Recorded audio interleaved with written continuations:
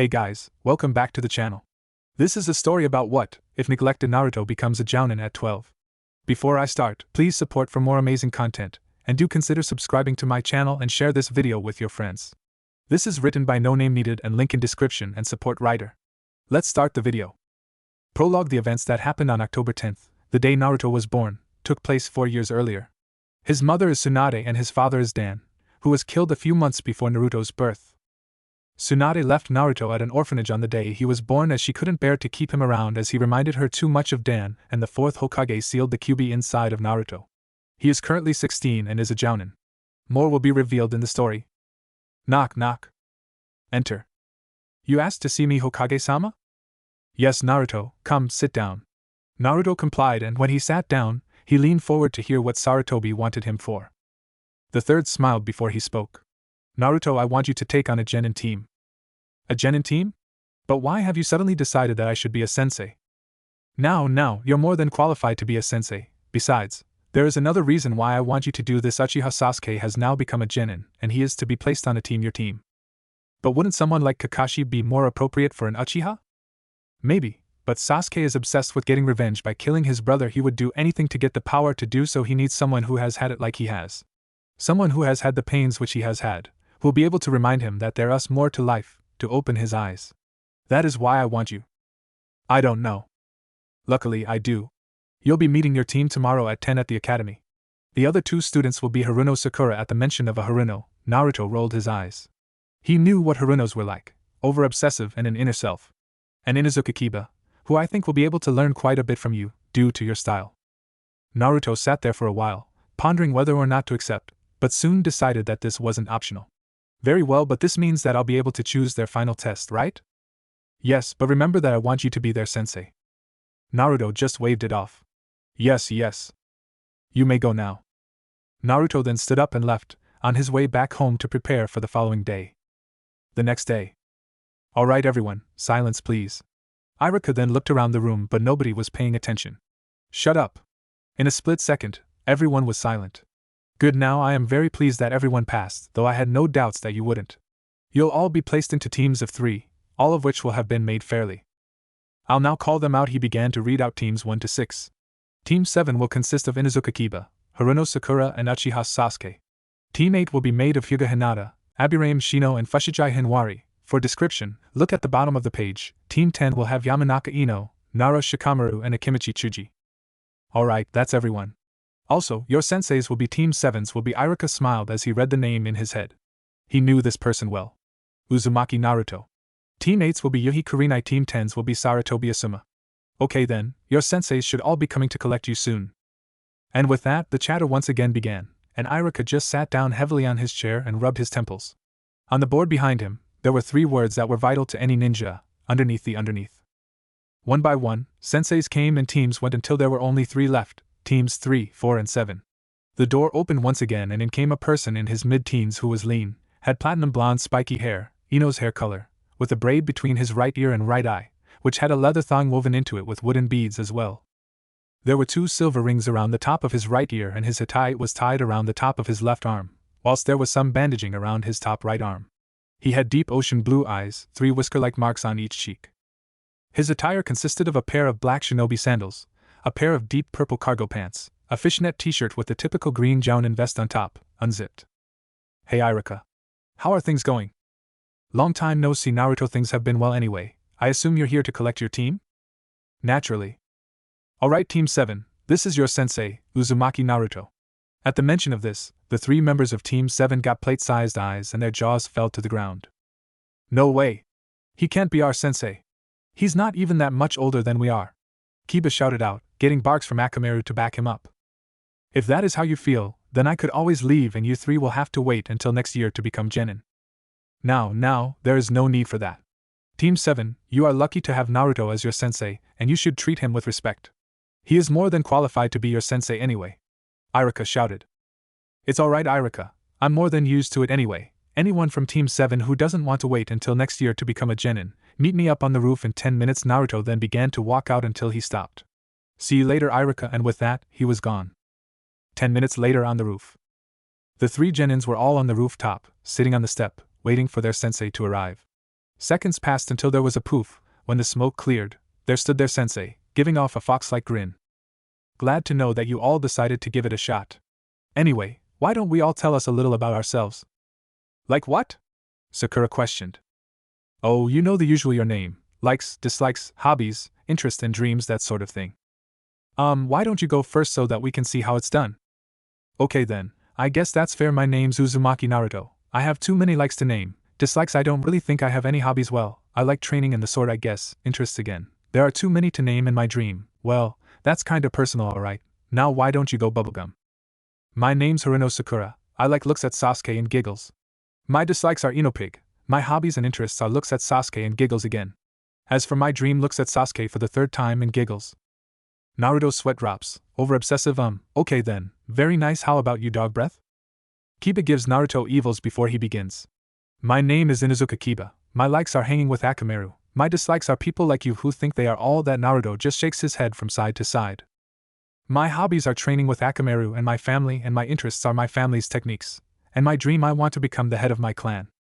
Good, now it's your turn, chicken wire. Sasuke ignores the comment and begins.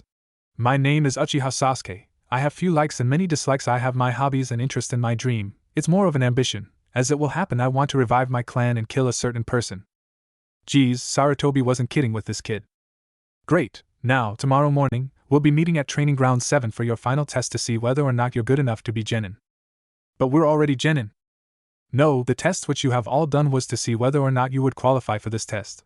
The test which you will be taking tomorrow will decide whether or not you'll become a genin. The fail rate of this test is well over 60%, so you'll have to work much harder. But that's not fair. Life isn't fair, bubblegum. Now, before I go, I must warn you not to eat breakfast tomorrow, unless, that is, you enjoy being sick everywhere. And with that, Naruto was gone in a poof. You think he meant that thing about being sick? Sakura asked. I don't know, but I do know that I don't like that guy, Kiba declared. By then, Sasuke had already left and Sakura, after realizing, went in search of him. The next day. Where is our sensei? He said that we were supposed to be here in the morning, but he isn't even here himself, Kiba shouted. He was now fuming. His patience, though he had little, was all gone, and he had mentally decided to kill their sensei as soon as he arrived. It was 10:30 before Naruto arrived. The first one to greet him was Kiba. Where have you been? You told us to meet us here in the morning. I know, but I forgot to tell you the time, and it's still morning for another 1.5 hours. So you don't really have a reason to be angry at me. Anyway, I'm glad that you are all here now so that we can begin. Naruto then took a small bag out of his pocket. In this bag, there are 9 keys, 3 red, 3 yellow, and 3 blue. You will all be given 2 keys each, so that both of your teammates will have the color key which you're missing. I will have the last set of keys. Naruto paused to make sure that they understood so far. You will have until noon to achieve one of each keys, and if you do, then you will pass. However, if you don't, then you will be strapped to a tree whilst the ones that did pass, along with myself, will eat our lunches in front of you. But why did you tell us that we shouldn't eat breakfast then? It's a simple trick for this test. It's make you all work harder so that you'll be able to eat. It'll also cloud your judgment anyway. Remember to come at me with the intention to kill, otherwise you'll have no hope of passing. He then took out the keys and gave Sakura a red and a yellow, Sasuke a blue and a yellow, and Kiba a red and a blue. He then pulled out the last 3 keys to prove that he had them. Alright, begin. Everyone then disappeared into the forest, leaving Naruto alone. He shrugged and then lay down on the ground, falling asleep. Meanwhile, Kiba was hiding behind a bush, watching his sensei sleeping. He won't know what hit him until it's too late. I'll kick his butt so hard that there won't be anything left. You know you should never show your back to your enemy, Naruto said from behind him, making Kiba spin round so fast that you would have missed it if you blinked. What? How? You should never underestimate anyone. But Kiba wasn't listening. He jumped right at Naruto, who disappeared in a poof of smoke. How did he? I used a shadow clone, Naruto answered from up high in a tree before Kiba got a chance to finish his question. You'll pay for that. Kiba jumped at Naruto again, but this time Naruto didn't disappear. He simply caught both of Kiba's hands with one and both of Kiba's feet with Naruto's other hand. You forgot someone, Kiba said, smirking. Akamaru then appeared from Kiba's jacket. However, Naruto had not forgotten about our furry little friend. He smiled. What's so funny? Kiba demanded, whilst Akamaru made his way towards Naruto's face. Naruto closed his eyes and, when they opened again, they revealed, not his usual ocean blue eyes, but blood-red eyes with hair-thin slits. He also bared his teeth, which were now pointed and had a pair of extra long and pointed fangs. Immediately, Akamaru retreated back to where he came from. Naruto closed his eyes and mouth again, returning them to normal. Kiba had also seen it, and he was speechless and shocked, rendering him from moving, which was also helped by the fact that Naruto had him held tight. Naruto just simply smiled and threw Kiba to the other side of the clearing. Now, where was I? Naruto then laid back down on the ground to rest. In the meantime, Sasuke had been out searching the surround forest of Training Ground 7 for either Kiba or Sakura to get the missing key off one of the two. That would be the easiest way to pass, which he must do in order to reach his goal. He had seen where Kiba was, but before he got a chance to attack, Naruto had intervened, so now he was after Sakura, whom he knew he could easily beat. He finally found her running around the forest, like she was looking for something or someone. He followed her discreetly until she stopped, hiding behind a branch in a tree. "Oi, Kiba! Get up here!" she whispered loudly. Kiba, who had been down on the ground, got suspicious as to why she wanted him to get up there. "Why? Do you want to steal my key?" No, I need to tell you something." "Fine." So Kiba jumped up into the tree, landing next to Sakura. "So, what is it that you want to tell me exactly?" "We won't be able to get a key from Naruto-sensei on our own. And don't deny it, I saw you too. Also, we can't take them from each other, that's just wrong." "Then what should we do?" "We need to work as a team and get the keys from Naruto. So we have to find Sasuke as well." "Alright." Sasuke had heard the whole thing, and thought that his teammates were being dim, thinking that that would work. So he decided to jump down to them and prove that he didn't need them. "Sasuke, we're glad that you're here. We have something to tell." "I already heard everything that you said." "So you agree with us?" "No, I'm here to show that I don't need anyone to help me. That people will only just slow me down." Sasuke then got into a fighting stance. Sakura and Kiba, however, didn't believe what they were hearing. Sasuke would fight his own teammates so that he could progress forward. But Sasuke-kun, you can't do that." Sakura tried, but went ignored. Sasuke leaped, heading towards his two teammates. However, he was stopped in midair. Sasuke looked behind him to find that it was their sensei who had stopped him. "Time's up," Naruto said. His tone indicated that he was disappointed, though no one knew exactly why.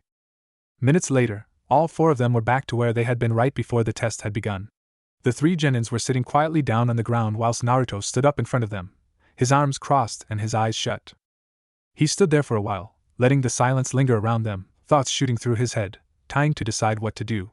Finally he spoke.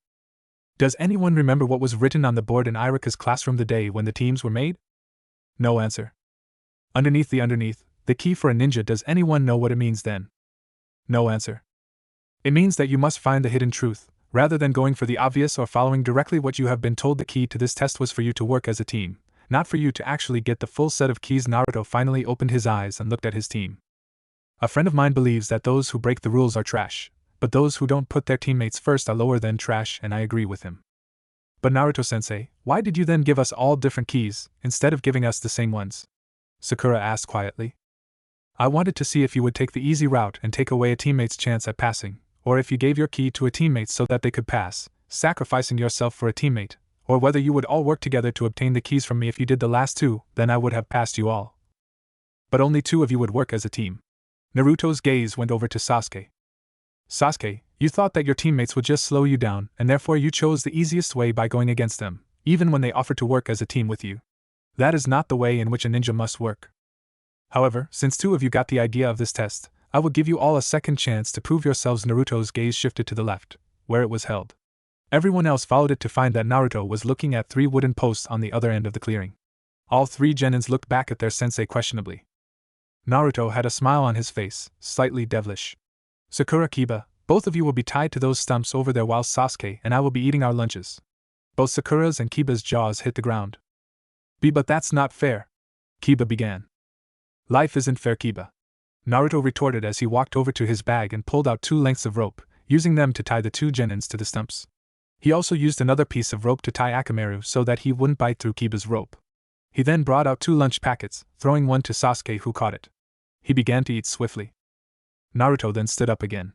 "Sasuke, here, have mine. I have to go off somewhere, so there's no point wasting it." He began to walk off but stopped abruptly. "And don't give any to Sakura or Kiba, or you will fail." And he was off. Sasuke then began to eat, listening to the groans coming from his teammates' stomachs, getting louder as time went by. He couldn't take it anymore. He took the food packet which Naruto had given him and held it up to his teammates. What are you doing, Sasuke-kun? Sakura asked. You're hungry, aren't you? So I'm giving you something to eat. But Naruto-sensei told you not to give any to us. I know, but he's not around, so eat.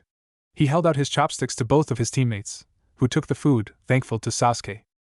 There was a poof of smoke and there stood Naruto, with an angry and scary expression on his face. Sasuke didn't show any obvious signs of fear, but Naruto knew that he was, and mentally smiled. In a blink of an eye, Naruto's facial expression changed and he now had a wide grin on his face and he began to clap his hands. You all pass, he said softly. Sasuke raised an eyebrow, his jaw slightly ajar.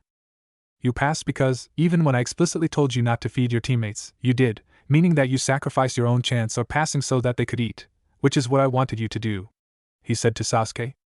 All of you have showed signs of teamwork, so you are now all officially jounin. Congratulations, he said softly. It took a minute for it to sink in, but when it did, Kiba cheered, Akamaru barked, Sakura was smiling like there was no tomorrow, and Sasuke nodded his head slightly, though he was very pleased, but he didn't want to show it.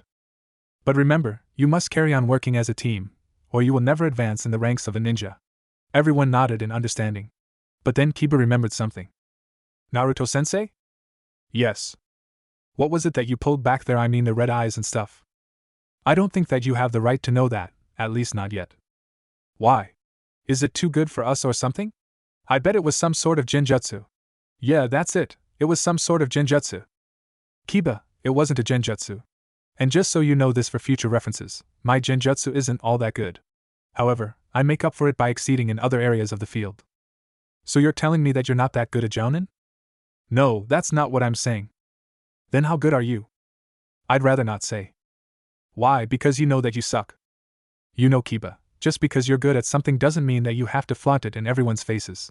Also, like a magician, a ninja must never reveal his tricks. Oh, so now you're a magician. I thought that you were supposed to be our sensei. Kiba, that's enough. Kiba was about to retort until he found that he couldn't. He was frozen in place by fear as Naruto was sending a vast amount of killing intent at him. Both Sakura and Sasuke could also feel it, but they could also feel that it wasn't being directed at them, but something or someone near. They then saw that Kiba was about to piss himself, but the killer intent stopped before it was too late. Will you stop now, Kiba? Or will I have to make you wet yourself?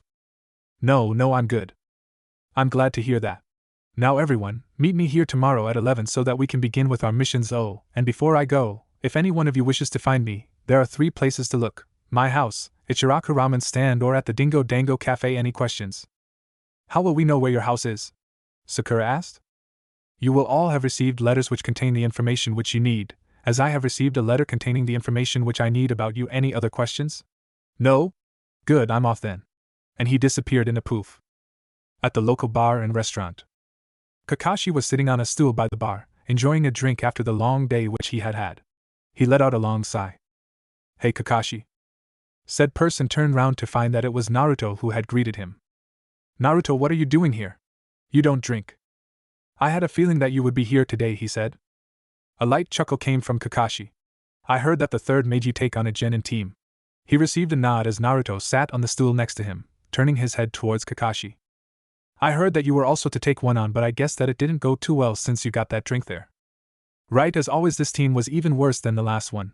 2 of them began to fight to find out which one of them could go against me first. Honestly, I know what you mean, so I guess that you used the bell test again. Of course, what about you? I used the key test. 2 of them began to work as a team, except for the Uchiha. Kakashi raised his eyebrow. He was going to fight his teammates so that he could advance. So what happened in the end? I gave them a second chance since 2 of them got the right idea. The lunch trick? Yep, and it worked, thank Kami. If it didn't, then I don't know what I would have done. Why's that? The third made sure that I had Sasuke on my team, which was the only reason why I was chosen as a sensei. He wanted me to be his sensei, for more personal reasons. Kakashi nodded in understanding. There was silence for a while until Naruto spoke. That book of yours is going to be full in no time if you don't pass a jounin team soon. Kakashi just smiled back. Oh. Hold him still dash. But it just scratched me. Again. That's because cats don't generally like dogs, or you for that matter. Well then why don't you take the darn thing? Fine, then hand him over. Sakura demanded as Kiba stood up and handed the cat Tora to her. This was the 6th time in 2 weeks in which they had to go and catch the daimyo's wife's cat. Kiba stood up, growling slightly had he had numerous scratch and bite marks all over him. I don't get it. How can something so insignificant? That's a pretty big word, coming from you, isn't it, dog breath?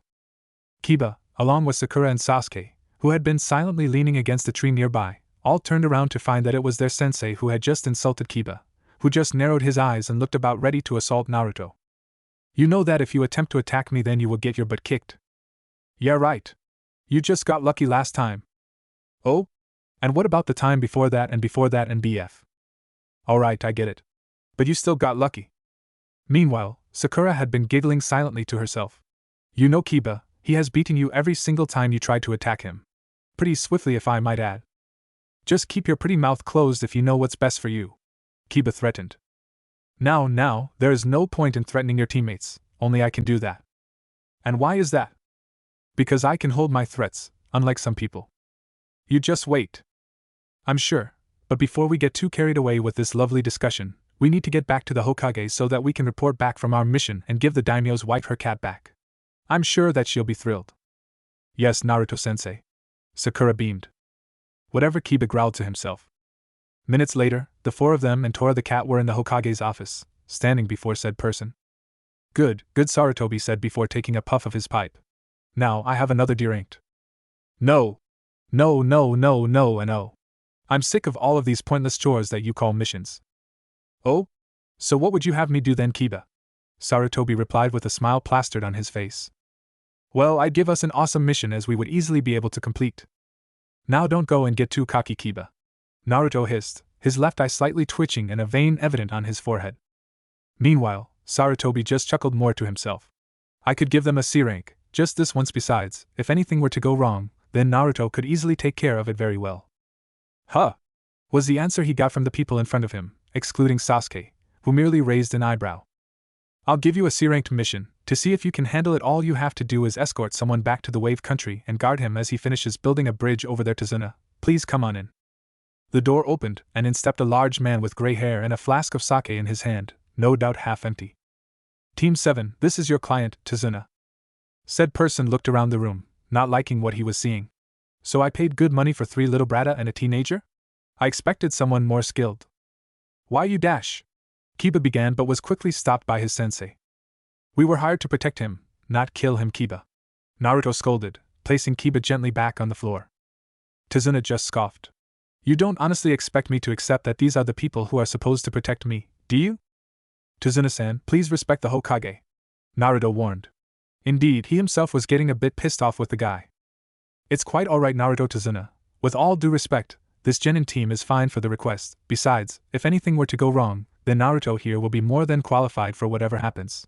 He may be young, but he is skilled. I'll believe it when I see it. Both Tazuna and Kiba said at exactly the same time.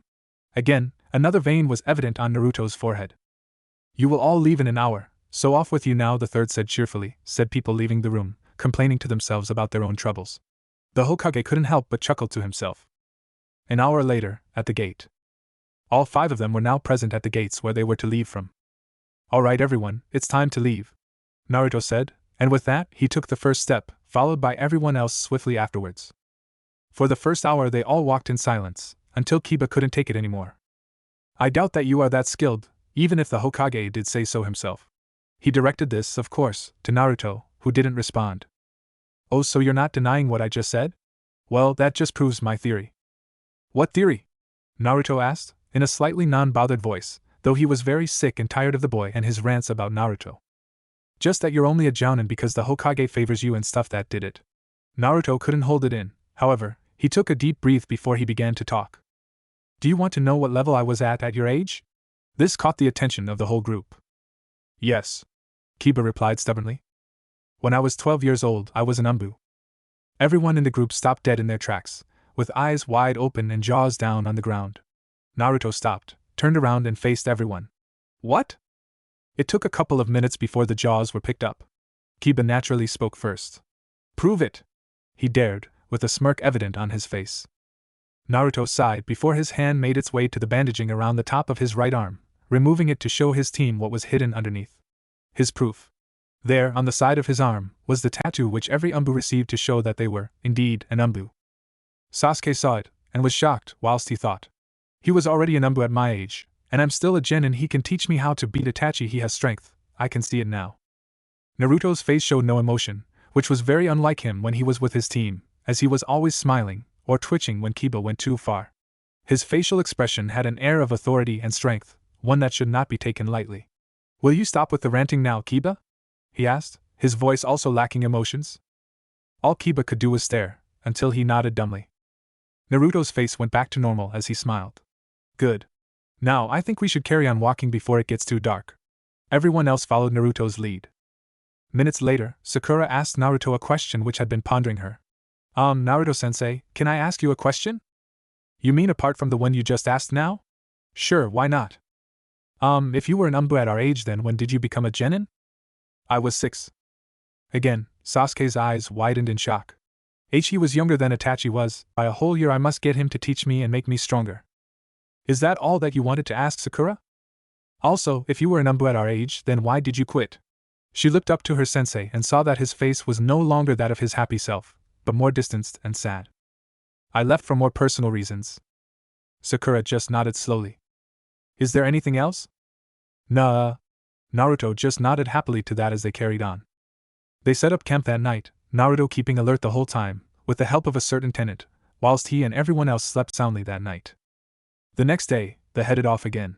The sun was shining, not a single cloud in the sky, and it was hot and dry. So when they came across a pair of puddles in the middle of the path they were walking on, Naruto immediately knew that something was wrong, so he was now more alert than ever, though he made sure not to show it to anyone else. As he didn't want them to worry about it, not until they had to at least. So the 5 carried on walking, Kiba at the front, Tazuna in the middle with Sasuke and Sakura on either side with Naruto at the back. This went fine for about half an hour until Sasuke had been minding his own business and brooding as he would when he heard a scream which sounded a bit like a war cry along with something that sounded like 2 rubber balls being hit together, hard. He quickly turned around to see that his sensei was standing over 2 nins, who were lying down on the ground, unconscious.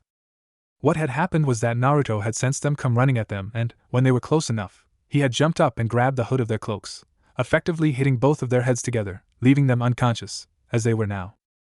Tazuna-san said person turned around. Would you mind telling me why you have 2 chunins attacking us, as I though that we were only supposed to protect you from bandits? I don't know what mean. Naruto, however, didn't believe him as he raised a questionable eyebrow. Is that so? Well, if you don't know, then I'm afraid that we'll just have to head back to Konoha as this mission is now above that of a C ranked. And no wait, you don't understand, this was all which we could afford, and only barely. Care to explain? It wasn't so much of a question as there wasn't an option of him explaining. And so, Tazuna explained everything from Gato to the Wave Country's lack of prosperity. After he was done, Naruto pinched the bridge of his nose as he was in deep thought. He then spoke. Alright, this mission has increased in rank, by how much though, I'm not sure yet. But by the description you gave me of this Gato guy, I believe that he will send more after you, stronger ones at that. My genin team here may not be skilled enough or have an adequate amount of experience to continue with this. But sensei, I was about to continue before you felt it right to butt in, Kiba. Anyway, as I was saying, because of this, I believe that is up to my team whether or not we should continue, but be warned, we will meet dangerous shinobi and, unlike at the academy, mistakes will cost you more than just a waste of time, so, what does everyone think? Naruto then began to look around at the 3 genins. I'm up for a challenge, Kiba shouted out. Sasuke just smirked with a slight nod of the head to say that he was in. However, when Naruto looked over to Sakura, he could see that she wasn't as optimistic as her teammates. I don't know. Sakura, it is your choice whether or not you want to continue. I can't force you and neither can anyone else, so if you want to go back then we can. But if you choose to stay then remember that I will protect every one of you. I'll make sure that you all stay safe, because you are all my teammates, so I must put you all before myself, alright? Sakura nodded, with a small smile evident. Alright, we can continue. Well, Tazuna-san, you are quite lucky that we're all too stubborn to back down, so, I say that we continue and everyone keep your guard up. Thank you everyone, Tazuna said softly. He received one of Naruto's infamous fox-like grins. No problem, anyway, we best get moving. But before Naruto carried on, he did a few hand signs and mumbled summoning jutsu, almost to himself. There was a poof, and in front of him, stood a green fox with a bushy tail. Naruto, was all it said. Ayakatsun, Please go back to Konoha and inform the Hokage of everything and ask him to send someone out to collect the demon brothers. Yes. And the green fox was off. Naruto smiled as the 5 of them carried on with their trip to the Waves Country. 2 days later, in Wave Country. They had just reached Wave Country by boat, and had been walking for only a couple of minutes. They hadn't talked since the incidents with the demon brothers since they were all nervous and on high alert. It was early morning and there was a thick mist which only seemed to get thicker as time went by. There was an eerie silence about, which was giving Sakura goosebumps. Duck! Naruto shouted as he grabbed Sakura and Tazuna, throwing them down to the ground with himself as a clone which had quickly made did the same with Sasuke and Kiba. He looked up to find that an 8-foot-long sword wedged into the tree with a person standing up on top of it. Naruto quickly jumped up as he recognized who that person was. Momochi Zabuza, Demon of the Mist, if I'm not mistaken. I'm glad that I'm recognized though, I can't say that I know who you are. That's because I'm missing a few accessories. Naruto replied with an air of confidence. Even if you had them, you still won't be able to beat me, so therefore I have an offer for you. If you give me the old man then I'll let you, along with the 3 brats, live. I'm sorry, but I can't allow that as it is our mission to protect him, so protect him we shall. Very nice speech, though it won't help you. It was then that the mist thickened even more, making it almost impossible to see more than a couple of feet in front of you. Kiba, Sakura, Sasuke. Protect Tazuna, I'll take care of this guy. Boo. No buts. This guy is way out of your league. He is classified as an A-rank jounin, so leave him to me, understood? Yes, Naruto-sensei. The 3 chorused. Good. Everyone tensed up as they heard Zabuza's voice, though they couldn't pinpoint it as it seemed to be coming from all around them. He was describing the points of the body where he could kill them, sending shivers down the spines of everyone, apart from Naruto, as he was too busy trying to figure out where Zabuza was. His senses caught swift, but quiet, movements, so he moved. Clang! What? How did you dash? Zabuza began. No? Well, I have my tricks. Zabuza was standing right in front of Tazuna, the 3 genin around him, his sword at hands. However, they did not meet the flesh which they had been aimed at, as Naruto had made it there just in time to block the slash with a pair of kunai, inches away from Tazuna's neck. Sasuke had looked behind him immediately after hearing the clash of metal. How was he able to move so fast I didn't even hear him or sense him? His speed must be so incredible. Naruto brought one of his hands down, kunai still present, and slashed right into Zabuza's abdomen. However, no blood came as this Zabuza melted into water. A water clone, Naruto mumbled to himself. I must admit that you're pretty fast, however, I will still win. Fat chance. Naruto retorted. There was a smile evident on his face which could easily be interpreted as a smirk. Zabuza raised an invisible eyebrow. Why don't I show you one of my accessories? It wasn't a question, more of an intro. Naruto raised his arms to either side, hands scrunched tightly together. That's it. No. Naruto then, arms still up, began to draw in a lot of air, keeping it in once he couldn't take it anymore. He scrunched up his eyes as he prepared for the pain to come. All the while, all of his students were wondering the same thing. What the hell is he doing? Naruto readied himself before he forced the necessary chakra through his arms in order to push the blades out. In a blink of an eye, 3 blades came out in between his knuckles on both hands, said blades being about 1 foot long. Think of Logan/Wolverine from X-Men. Naruto grunted slightly from the pain when the blades ripped through his skin and anything else that were in their paths. No blood managed to leak as the wounds around the blades had already healed. Naruto brought his arms back down again as he bent his knees, right behind and his left in front. He brought his right arm behind, curving his arm upwards whilst his, I'm just going to call the blades, blades were pointed down on the ground. His left arm was the same except the opposite way round, it being in front of him and the blade pointing upwards. When Naruto opened his eyes, the blue was gone as it had been replaced by the blood-red eyes with slits. His grin was now wide, slightly freaky to anyone passing by. No one passed by, but if they did, then they would have been freaked by the smile. His canines had also grown, doubled in length and sharpness. All the while, Zabuza's eyes had been widening until they could no longer. Why, you're Konoha's Scarlet Claw. Oh, so now you recognize me, though I'm sorry it took you so long. Naruto replied playfully. As Sensei Naruto immediately looked behind him towards his genin team. When he did, they all flinched at the appearance of their sensei. Just protect Tazuna-san and I'll take care of the rest, he said as he looked towards Zabuza, who had now moved himself onto the water's surface. Naruto then, also, walked onto the water, not falling in as he used chakra to stay above. You do know that you are at a disadvantage now that you are on the water, Zabuza warned, though he sounded happy about it. He only got a shrug in reply, which pissed him off slightly. So you've heard of my name, but what about my doings? Yes, I have heard, quite a lot in fact. But rumors tend to over-exaggerate things. Besides, you seem far too young to have been able to have achieved all of which you have been rumored to. A vein popped out again on Naruto's forehead. Why is it that everyone has to make a big deal about my age? Is it really that hard to understand?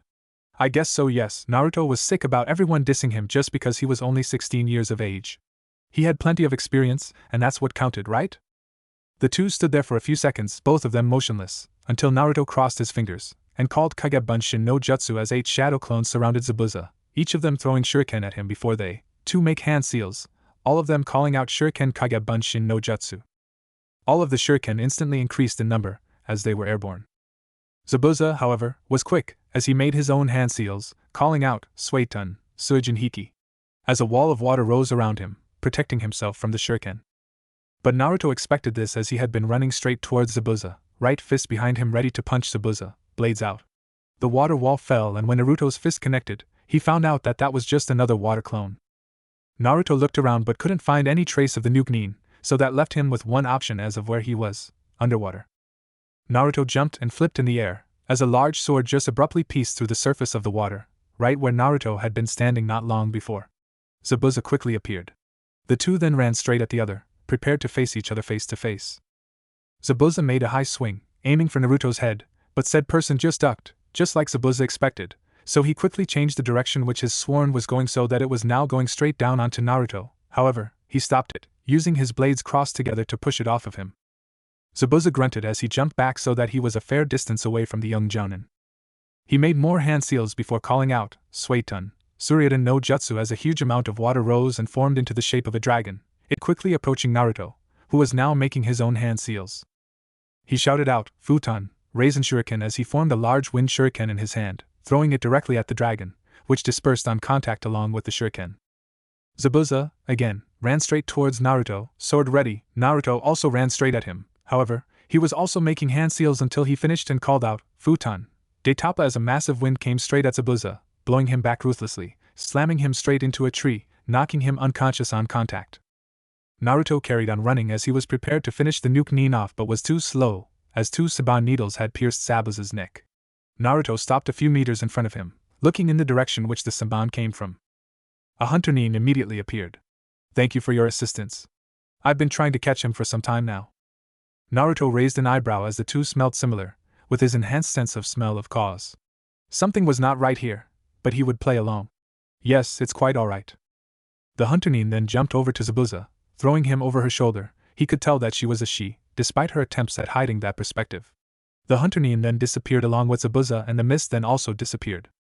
Naruto turned back to his team and client. Zabuza isn't dead. He'll probably be back once he is fully rested and healed. So I suggest that we get to our destination quickly.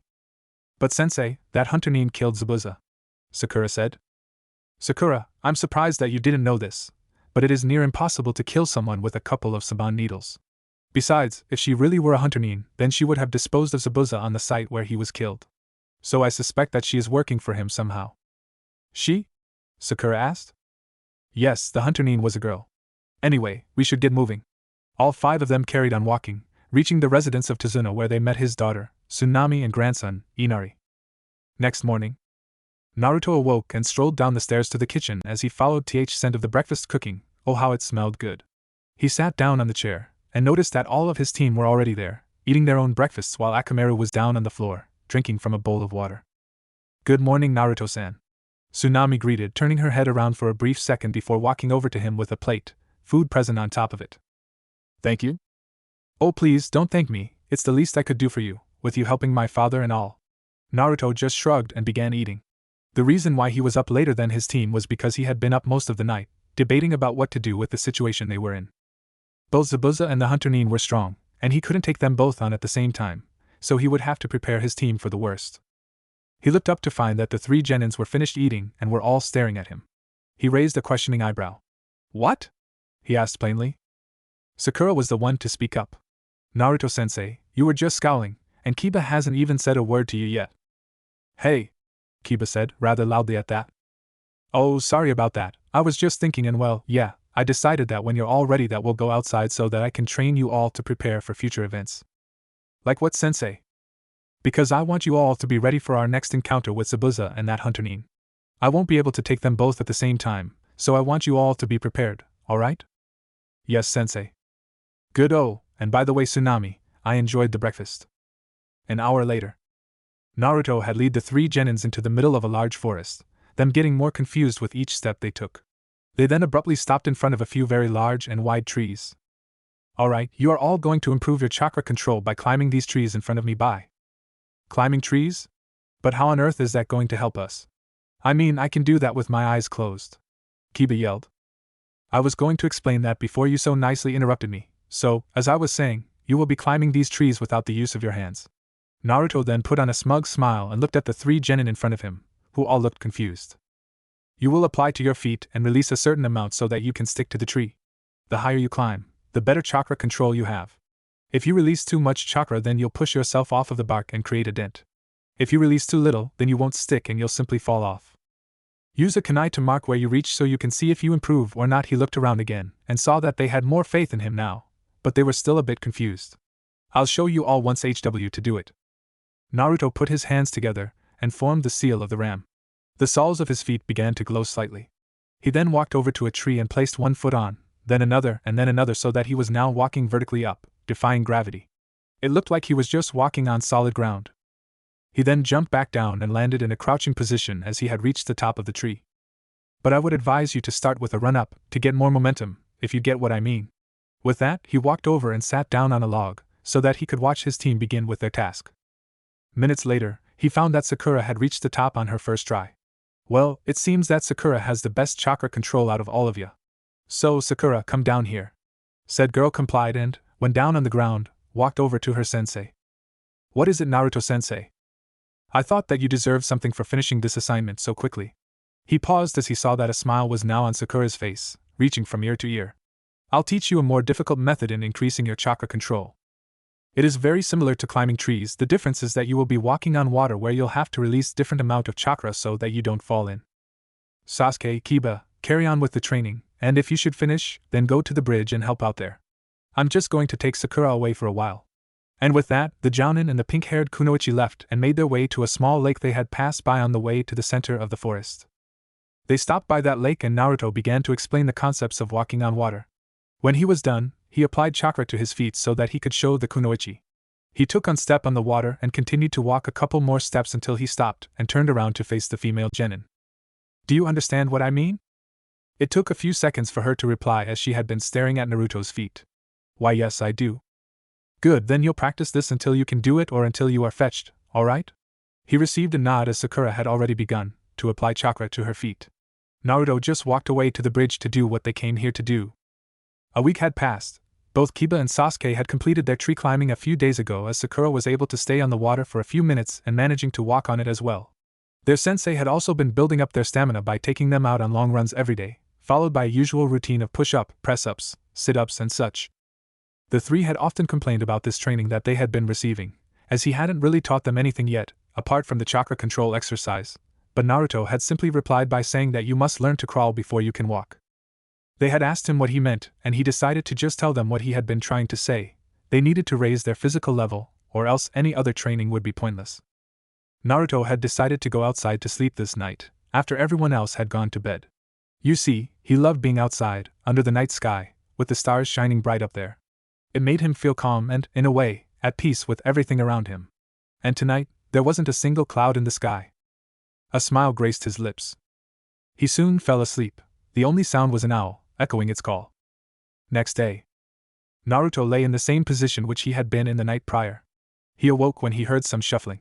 When he opened his eyes, he was greeted with a smile, coming from a pale-faced girl who had long silky brown hair framing her porcelain face. You could catch a cold if you stay out here too long, you know, she said kindly. Naruto smiled lazily.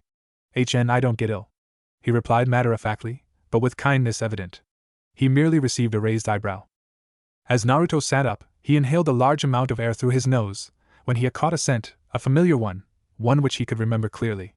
And it was coming off of the girl. He decided to have some fun. So how is Zabuza? Her eyes widened immediately, but they soon returned to their normal size. So you figured it out, huh? It wasn't as much of a question as it was a statement. It wasn't that hard, since you both have similar sense, and you're a lot like that hunter Nin who came to dispose of him," he explained, whilst he emphasized on a few of the words he said. She just smiled back. "So why is it that you two work together? You don't seem like the type." There was a long silence until she answered. "Tell me, do you have a precious person?" I have plenty, so I guess that Zabuza is yours then, huh?" Again she smiled. "How did that happen?" The smile vanished as a distant look dawned her face. "It's simple really. When I was little, I was all alone. I had no purpose, but Zabuza-sama, he gave me a purpose when he found me, so that is why he is my precious person. He wanted me when no one else did." "I can understand that, a little too well." "Oh? Long story?" She then stood up and was about to leave but was stopped when Naruto called out to her. "Why is it that you want Tazuna-san dead? I mean, he's annoying and all, but still, why is it that the two of you want this?" She stayed where she was, he backed to Naruto. "We were hired to do so." "I know that, but why did you take the offer?" "Because Zabuza-sama has a dream and I'll do anything to help him achieve that dream. And we need to do this in order to get a step closer to fulfilling his dream." She then started walking again until she was stopped, again, by the blonde. "I didn't get your name." "Haku." "Naruto," he replied as he let her go. When she was gone, one thought went through his mind. "I see, very interesting." Later that day, Naruto had taken his team to the bridge, in order to protect Tazuna along with all of the other people at the bridge. He had left a pair of clones with Tsunami and Inari, which he had done every day since they had arrived. He figured that Gato was the type of guy who would do anything to get what he wanted, and seeing as he wanted Tazuna dead, he might go as far as taking hostages, which Naruto, of course, would have none of. When they got to the bridge, they were all shocked by what they saw. All of the workers were lying down on the cold ground of the bridge, completely motionless. What happened here?" Tazuna whispered quietly, pleadingly, hoping that what he saw wasn't real. Suddenly, a mist came, thickening after every second until you could barely see a few meters in front. "Zabuza," Naruto said, almost dangerously. "Everyone, gather around Tazuna-san and guard him. Do not leave that post unless I say so." Immediately, Tazuna was surrounded by the three genins. Naruto was now in his stance, ready for anything to happen. He tensed his arms and held his breath as he forced chakra into his arms, releasing the 6 blades between his knuckles. He let out a grunt, like he had done last time. He then heard Haku making her way towards the others. "Sasuke! Take care of her!" He didn't need to elaborate as Sasuke knew what he meant. Sasuke jumped at Haku as the two began a one-on-one fight with only the use of taijutsu. Meanwhile, Naruto was on the lookout for any trace of Zabuza, but his search ended quickly as Zabuza spoke out. "I believe we need a rematch, seeing as you caught me off guard the last time, but now, I know all about you." "Oh, do you now?" he said almost mockingly. "If that is true, then you shouldn't be able to stand as of right now. You're too arrogant for your own good, kid. Let's just begin already. I really miss the good old ramen from Konoha, so I would really like to get back there as soon as possible." Yep, he got the desired effect, the annoyance of Zabuza. "Alright, punk." And they began. Zabuza ran straight at him, and lunged his sword straight towards the jounin's abdomen, but Naruto sidestepped, though he still received a small cut on his arm as he hadn't been fast enough. He quickly got back in as he tried at a stab towards Zabuza's side, which had been left open for a second. However, the Nin was quick and dodged, sending another blow with his fist towards Naruto's head, which he dodged and tried to parry it, but failed. The two jumped apart from each other, Zabuza placing his sword into its strap on his back. Hand seals were in progress for the two of them, Zabuza finishing first as he yelled out Suiton Suryuden no Jutsu as a huge water dragon appeared from below the bridge. Naruto had just finished his as he in turn yelled Harem no Jutsu as 24 girls appear out of nowhere in a series of poofs, all of which surrounded Zabuza. The hand seals had only been a distraction, trying to convince Zabuza that he was also going to do something big, therefore surprising him with this latest distraction. Due to this distraction, Zabuza's attack failed and the water simply just fell down heavily on the bridge. A smile adorned Naruto's face as he began another set of hand seals, whilst he had Zabuza occupied, though he was a bit disappointed that no blood was seen coming from his nose. Oh well. Back with Sakura, Kiba and Tazuna, they were all staring wide-eyed at the 16-year-old jounin after what he had just done. Sakura was mad at the disrespect for women he had just shown there, but then realized that it was used as a distraction, though she wasn't happy about it. Kiba was trying desperately to hold his laughter back, but chuckles and sorts could be heard escaping his mouth. He had not seen that coming, and though he didn't want to admit it, it was a nice jutsu. Tazuna, however, was just letting his slightly perverted side get the best of him, though he was also wondering why there was such a jutsu available to ninjas. Oh, the mysteries. When all of the female clones were gone, Naruto had just finished the last hand seal. yelling out in a whisper futon, Rankuden as he inhaled as much air as possible, his cheeks blowing up like balloons before finally releasing it in the direction of Zabuza, who, unfortunately, dodged it at the last second. Zabuza drew his sword as he made his way back over to Naruto, pissed now, and took a swipe, only to have it redirected by Naruto's blades. He took another one for the neck, but Naruto simply ducked, placing both hands on the ground and kicked his right leg up and towards Zabuza's crotch, Zabuza simply jumping back slightly, sword in hand and aiming for a swipe down only to miss as Naruto jumped right through Zabuza's legs and delivering a punch to the Nukanen's back, who gave off a low grunt. The two jumped apart, 20 meters from the other. Lucky hit, but that will not happen again, Zabuza commented. A vein appeared on Naruto's forehead. You know, you're exactly like Kiba, he retorted, a few more emotions evident than he would have liked. You have a bit of a temper, don't you? Oh, I'll show you temper. Naruto then closed his eyes, getting ready for the surge that was about to come. Zabuza felt the surge as well and a chill ran up his back and down again. Suddenly red chakra started to flow around Naruto, growing and growing every second until it was tens of meters high and half as wide. It looked like a tornado of red energy was on the loose, and he was right in the center of it, still not moving with his eyes still closed. The huge amount of chakra could easily be heard, sounding like a tornado would have. After a few seconds, it died down, reducing it to a thin layer which covered the whole of the jounin. Naruto then decided to open his eyes, showing off his now red and slitted eyes. He smirked when he saw the reaction he got from Zabuza, revealing his not-fanged teeth. How do you like me now? He said playfully. His voice was also slightly deeper than his normal one. If you looked at his hands, you'd see that his nails had also become clawed. However, they went unnoticed as most of the attention was drawn to his blades. Though were still long, but not smooth or straight anymore, they were now a much darker color, almost black, slightly tinted red, like they had come into contact with blood one too many times. They also seemed to look uneven, with dents and such in, almost suiting Naruto's more animalistic appearance. A couple small yet extremely sharp spikes stuck out at random intervals. Naruto noticed Zabuza staring at them, slightly paler. You like? He didn't receive any answer, though he didn't expect any either. Back with Haku and Sasuke, they had been fighting, still at it with their taijutsu. Sasuke was tiring quite quickly and it seemed that Haku had the upper hand, and you could tell that she wasn't really giving it her all. But their fight had stopped as soon as they had felt the power surge and immediately looked over to where it was coming from. To say that was Sasuke would be an understatement. He had never seen anyone with this power which was so visible to the naked eye. The closest he had seen had been his brother, but that had been 4 years ago, on the night which he would never forget. However, he had no doubt that Itachi was much stronger now, so he couldn't outright compare them completely, so he settled for a draw between them. Haku was now staring wide-eyed at the teen as well. She was afraid for Zabuza, very afraid. She didn't want anything from happening to him, even if it meant giving up her own life. She would do that in a heartbeat, without a single second thought, let alone the first one. Naruto let out a small yet deeper than usual chuckle. It was a bit nerve-wracking to say the least. Are you going to come to me or will I have to come to you? He sounded like he was toying with the nuke, and that freaked nearly everyone out. Zabuza shook a little for less than a second before he gathered himself and stood up straight before his cold gaze settled on the blonde, though his hair had grown slightly, becoming unruly as well as darkening a bit, but he couldn't tell whether his hair had changed or that the thin layer of red chakra surrounding him was causing the illusion. The cut on Naruto's arm had also long ago healed and was now nothing more than its usual flawless tan skin. Zabuza blinked and Naruto was gone, leaving an outline of him with his red chakra. And before he knew it, he received an elbow in his stomach. He doubled over as he tried to relieve the pain and catch his breath.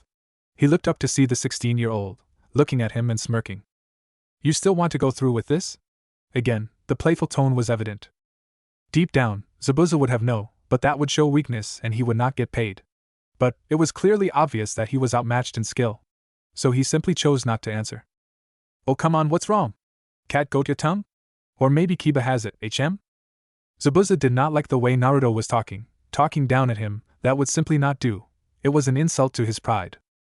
While Sasuke had been too occupied with his sensei's battle, he had failed to realize that a foot was heading for his head, though he did realize on contact. But it was too late then when he fell unconscious to the ground. Haku straightened up as she ran over to her precious person's side, taking on a defensive position. I have no intention of killing the two of you, no matter what it says in the bingo books. However, if you do try to carry out your own job, and try to get to Tazuna-san, then I will have no choice. The playfulness was gone, now it was emotionless and dull. Zabuza narrowed his eyes at the teen in front of him, Haku only raising an eyebrow beneath her mask. However, An echo of a chuckle broke the silence between the three as they all turned to see who was the source of the interruption. Well, it seems that the demon of the mist is not match for a bunch of brats. No matter, that'll only make my job a lot easier, seeing as you have been practically taken care of for me, and I didn't even have to pay for that, Gato said amusingly. Zabuza put two and two together and realized what the short businessman was getting at. He realized that they were never going to be paid from the start, and that didn't settle too well with the NoNameNeeded kid. Naruto looked back to his former opponent, an eyebrow raised as a response. Let me have my fun with him, and we call it truce. Naruto simply nodded as he took a step back and held an arm out towards Gato, motioning for Zabuza to go ahead. Zabuza smirked as he unstrapped his sword from its place on his back and made his way towards his ex-employer and his so-called guards. Oh, how he would enjoy this after the embarrassment he suffered whilst fighting the blonde. Speaking of him, his appearance was now back to normal and he was sitting down on the ground, knees bent with his elbows resting on them whilst his head was resting on his palms. Haku was standing as straight as a stick, completely motionless, watching the back of Zabuza as it got further away from her, until it was near the size of an ant. As Zabuza reached the large crowd of bodyguards, the three nearest to the NoNameNeeded brought forth their weapons, but got no further as they had been cut down with a single swipe. This happened again and again, a path steering in a straight line towards Gato. Said short person had begun to tremble as he noted that no matter how many he had to protect him, Zabuza was still coming closer, and he had an idea of what he wanted, and he did not like it, not one bit. Finally, though it didn't take that long, Zabuza had reached his target, with the rest of his obstacles running away for their lives, seeing as they finally figured out that they couldn't beat Zabuza. Gato was trembling so much that even a blind bat would be able to see it. "Peel, please don't hurt me, I'll pay you a hefty sum," he pleaded, rather feebly if I might add. Zabuza smirked. "It's a bit late for that now, ain't it?" And Gato's head was gone, or rather, it was now rolling gently along the ground, blood spewing endlessly from the neck, or what was a neck until only a few seconds ago. The body soon fell down to the ground heavily. "'Spout time," he added. Naruto had watched it all with mild fascination before he decided to stand up and walk over to the fallen Uchiha. He checked his pulse and found it quite easily. Afterwards, he gently picked him up and carried him bridle-styled over to the other genins. "Sasuke-kun. Guess who?" Kiba would have been smiling at the fact that the Rookie of the Year was out, and the fact that he was the only one out, that is, if he hadn't just witnessed what he just had. No expression could really be seen on his face, he had the expression of an Uchiha, to put it blandly. "Is Sasuke-kun going to be alright? Will he live? What happened to him?" Naruto blocked out the rest of the questions which were coming out like word vomit, in a particularly high squeal, one which only Sakura could manage to let out. "He's fine, Sakura, no need to worry, he just needs his rest." She seemed to calm down. "I'll take care of him." Naruto was about to protest, but Sakura butted in before he managed to. "No, don't worry, it won't be a hassle, besides, what are teammates for?" she said, almost too cheerily, but Naruto knew what she was really thinking. Naruto simply grumbled a quick yes before he started to walk in the direction of Tazuna's house, with Sakura, Kiba, Akamaru and Tazuna following shortly afterwards. Haku and Zabuza stayed where they were, forgotten, until they decided to scram. Back at Tazuna's house, Sasuke had woken up a few hours after he had been placed in the bed he was currently in. He sat up to look around him, only to find the pink-haired Kunoichi was sitting on a chair not that far away from him. "Sasuke-kun," she squealed. Sasuke grunted as his ears hurt from the high pitch emitted from the mouth of Sakura. "A bit loud," he said in his usual monotonous voice. "I'm sorry, Sasuke-kun, I didn't mean to hurt your ears. Here, let me take a look at them." But before she got a chance, and with much appreciation from Sasuke, the door opened to reveal Naruto. He walked in and closed the door, stopping a foot or two away from Sasuke. "Glad that you're up, Sasuke," he said in his usual manner. "HN." There was silence, until the person least expected spoke up. "What happened?" Okay, so only 2 words came from Sasuke, but still, he had started the conversation out of his own free will. "Well, Haku knocked you out." Then Gato and his men turned up. Zabuza decided to let out some anger on all of them, and after that was done, we all left, though I don't know what happened to either Haku or Zabuza. They probably went about their own business of something. Naruto explained. He received a nod from Sasuke. Sasuke was angry, and slightly embarrassed about having been knocked out like that. He shouldn't have been the one unconscious. After all, he was an Uchiha and the Rookie of the Year at the academy. Naruto noticed this, though he could see that Sasuke was well trained at learning how to hide such thoughts or emotions. He had also trained how to read them, as he had been friends with one who was like Sasuke in many ways, so it was easy enough for him. "You did really well, Sasuke, I'm proud of you." He smiled before he carried on. "Haku was at an incredibly high ability, and you managed to hold your own for a while, and the only reason you got knocked out was because I kinda distracted you in a way. Sorry about that. Sakura had stars in her eyes. She loved him even more now. Sasuke felt a bit better, but he also began to feel worse once he saw how Sakura was staring at him. The door then opened again and in stepped the final member of their team, two of you Count Akamaru. Naruto. I just remembered something, he shouted as he entered the room. HM? Was Naruto's response. You said, and I quote, cat goat your tongue? Or maybe Kiba has it. What the hell was that supposed to mean? Naruto simply smiled as he left the room. A vein appeared on Kiba's forehead. Naruto. I was talking to you. Answer the question, goddammit. Kiba shouted as he left the room to follow his favorite sensei. So Sasuke-kun? When you're healed and everything, would you like to go on a date with me once we're back in Konoha? She asked as sweetly as she could with a gleam in her eye. No, was his simple answer. Her face faltered for a second before she was back to her happy self, thinking, you're so cool, Sasuke-kun. 1 week later. The 5 members of Team 7 were standing at the beginning of the now complete bridge, which was truly magnificent in its grand yet simplistic form. You see, it was time for them to leave Wave Country and set off home again. Thank you all of you, without you, we would be nowhere, thank you, Tazuna said as kindly as he could, every word coming from the heart. Naruto gave him and everyone else his infamous fox grin. No problem, he replied. There was a cry and Inari came rushing forth from the gathered crowd. He carried on running and jumped at Naruto, latching onto him. Bye Naruto, he cried. See ya kid, Naruto replied whilst he ruffled Inari's hair through his hat. Whilst thinking, nice hat, might get one myself, nah, it wouldn't work with this hair. He then sweat dropped at himself as he realized that he sounded a bit girly. Everyone else around him were staring at him, as it looked like he had just spaced out. Kiba then waved a hand in front of his sensei's face until he got a reaction. Sorry about that, I guess I kinda spaced out or something. Or something, Kiba mimicked. Naruto's eye twitched. Anyway, I guess we should all get going now, Naruto said as he began to walk across the bridge, shortly being followed by the rest of the team. All of them, with the exception of Sasuke, was waving back at everyone, shouting their goodbyes and such until they were completely out of sight. A few days passed until they were back at Konoha. Naruto reported back to the Hokage, telling him about everything that had happened, ranging from the demon brothers, Zabuza and Haku and Gata to Kiba being a pain in the back, causing a chuckle to come from the Hokage.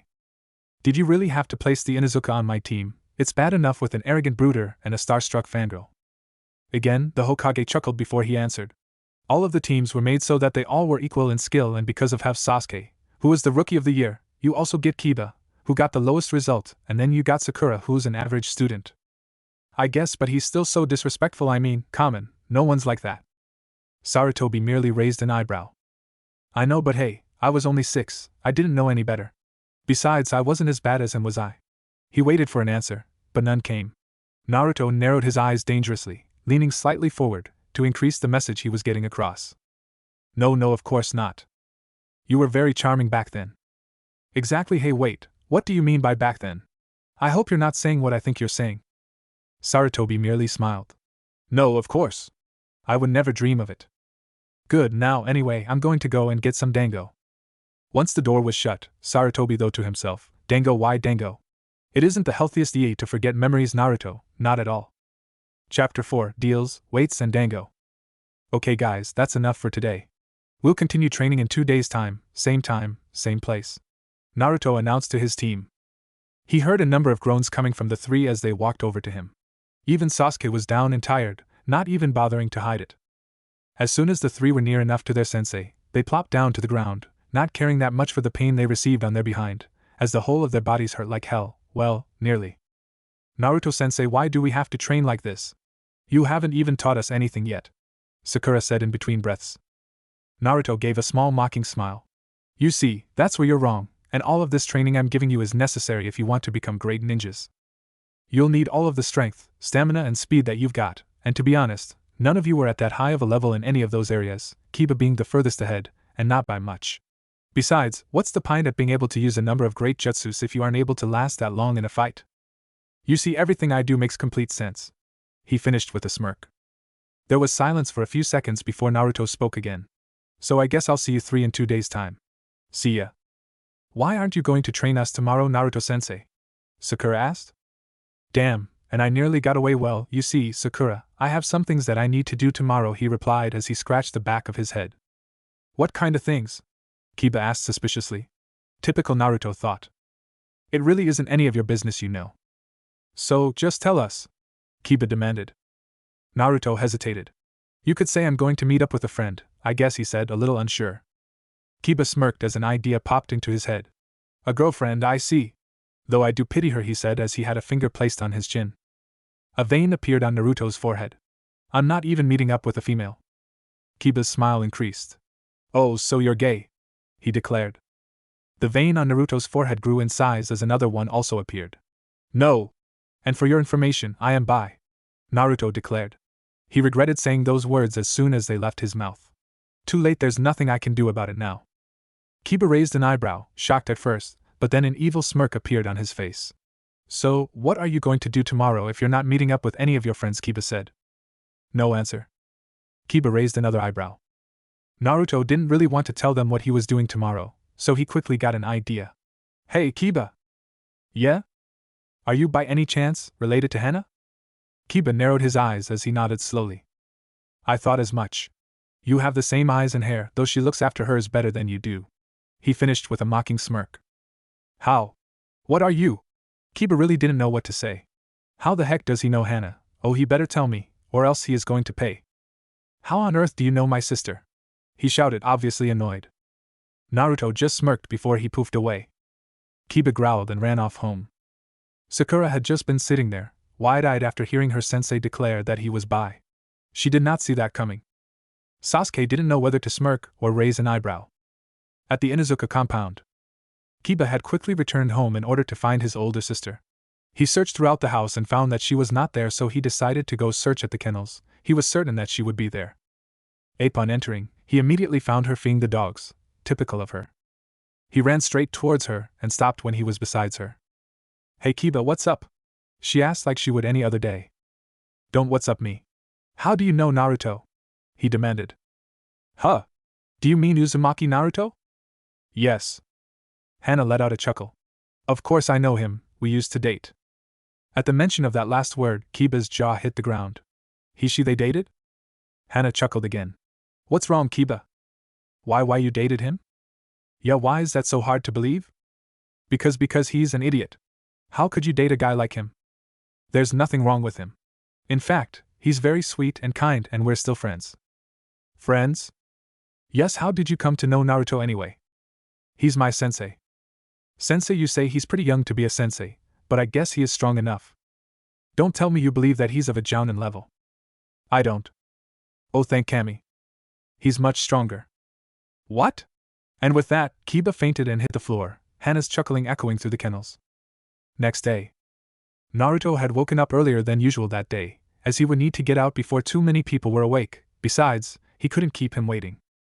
He hurriedly ate his breakfast after a quick shower, which consisted of toast with bacon and a fruit salad, along with a glass of milk.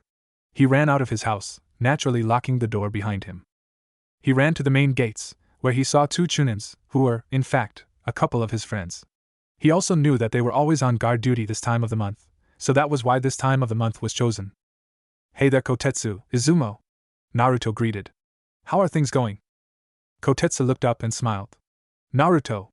Things are fine, if a little on the dull side, but then again, we can't complain, we could have been stuck with worse jobs. Yeah, Izumo agreed. So I guess it's that time of the month again, and Naruto? Naruto gave them a small smile. Yeah, but I gotta do what I gotta do. So I guess I'm off before he gets too agitated. Yeah, you better. We wouldn't want him to get angry, now would we? Kotetsu agreed. See you later, guys, and Naruto was off. He ran as fast as he could, heading in a straight line for a good 2 hours before he came to a stop. He was far enough from Konoha, and anywhere else for that matter. He stopped in a small clearing and sat down in the middle on it. He took in a few deep breaths before he began to do some hand seals, each one faster than the last until he had completed them. In front of him, there was a large puff of smoke, and when it cleared there, in front of him, stood a miniature version of Kyubi, about the size of a large horse, with only one tail swishing around behind him. Naruto looked up and smiled a cheeky smile. You better get going and do what you want before I call you back in, Kyubi-sama. Kyubi just scoffed. Whatever, brat, I'm off. And don't you dare send me back early, or you'll be sorry when you go back to sleep tonight. The old demon threatened as he began to walk off into the forest. Naruto just laughed quietly to himself. He hasn't changed, probably never will. You see, Naruto had made a deal with Kyuubi many years ago. Naruto would grant Kyuubi freedom for 1 day per month, permitting that he makes sure no humans see him and that he doesn't go on a killing spree. And in return, Naruto has constant access to the Fox Demon's power, along a contract which allows him to summon Kyuubi, though he had only had need to do so once in battle before, and only then had he given him 2 taels worth of his own power. And on these days where he had his freedom, he would only be given 1 tael's worth. Also, along with the deal, Naruto had to show the fox some respect, like calling him Kyuubi-sama and such. Naruto didn't want to know what Kyuubi got up to on these days, as long as it didn't affect him. Instead, he would just wait in the area where Kyuubi was summoned until sunset when the fox would return again. At first, it had only been once every 10 weeks, but it had been changed to once a month, so as to appease the Fox Lord. Naruto would also make this day his official day of rest, where he would just lay about and simply do nothing. Yep, he did enjoy these days. Only a handful of people knew about what happened these days, and they consisted of Sarutobi, Izumo, Kotetsu, Kakashi, Jiraiya, and Irika. Sarutobi for both official and personal reasons, Izumo and Kotetsu because they would always be guarding the gate at the time when he was to give Kyuubi his freedom, Kakashi because he was a good friend of his, and they knew nearly everything there was to know about the other, Jiraiya because he had always been there for him. He had even helped him train when he was young, well, younger, and Irika because, truth be told, Naruto owed a lot to him, more than he did to anyone else, and there was also the fact that the two were close, brotherly close. The day passed a bit too quickly if he had to be honest, but he knew that it had to be over sooner or later, so he might as well get it over and done with. Naruto woke up abruptly after realizing that he had nodded off. He sat up and looked around, eventually setting his gaze on the horizon. He noticed that the sun was nearly gone, and as if right on cue, Kyuubi showed up, emerging from the bushes. Naruto looked over and inspected Kyuubi. He saw blood stains around his mouth and claws, and a large grin plastered on his face. This was how he always looked like once he was done for the day. Naruto knew that it wasn't human blood and that the fox had just been out hunting and having a little fun, along with catching his own meals. Right on time as usual, Kyuubi-sama. Ready to go back now? Like I have a choice. Naruto merely shrugged as he did a couple more hand seals. When he finished the last one, there was a poof and Kyuubi was gone, and was now situated in his usual residence. The jutsu used by Naruto was also different than a normal summoning jutsu, as more chakra was needed, along with more hand seals, set in a complicated order. There was also the fact that if and when Kyuubi was summoned in battle, he demanded a sacrifice, as he didn't want to be shown up by Manda, the snake boss, though Naruto and Kyuubi had agreed that it need not be a human one, but that it may be any animal which a fox would eat, such as a deer, or a couple smaller animals, like rabbits or squirrels. Naruto smiled as he began to run back home again to rest in his bed, as these days also took quite a lot of chakra from him, but it was part of their deal, so there was no backing out. He quickly reached the gates. It was now dark, but he still managed to see his 2 friends sitting by their post. He heard snoring and realized that one of them was asleep.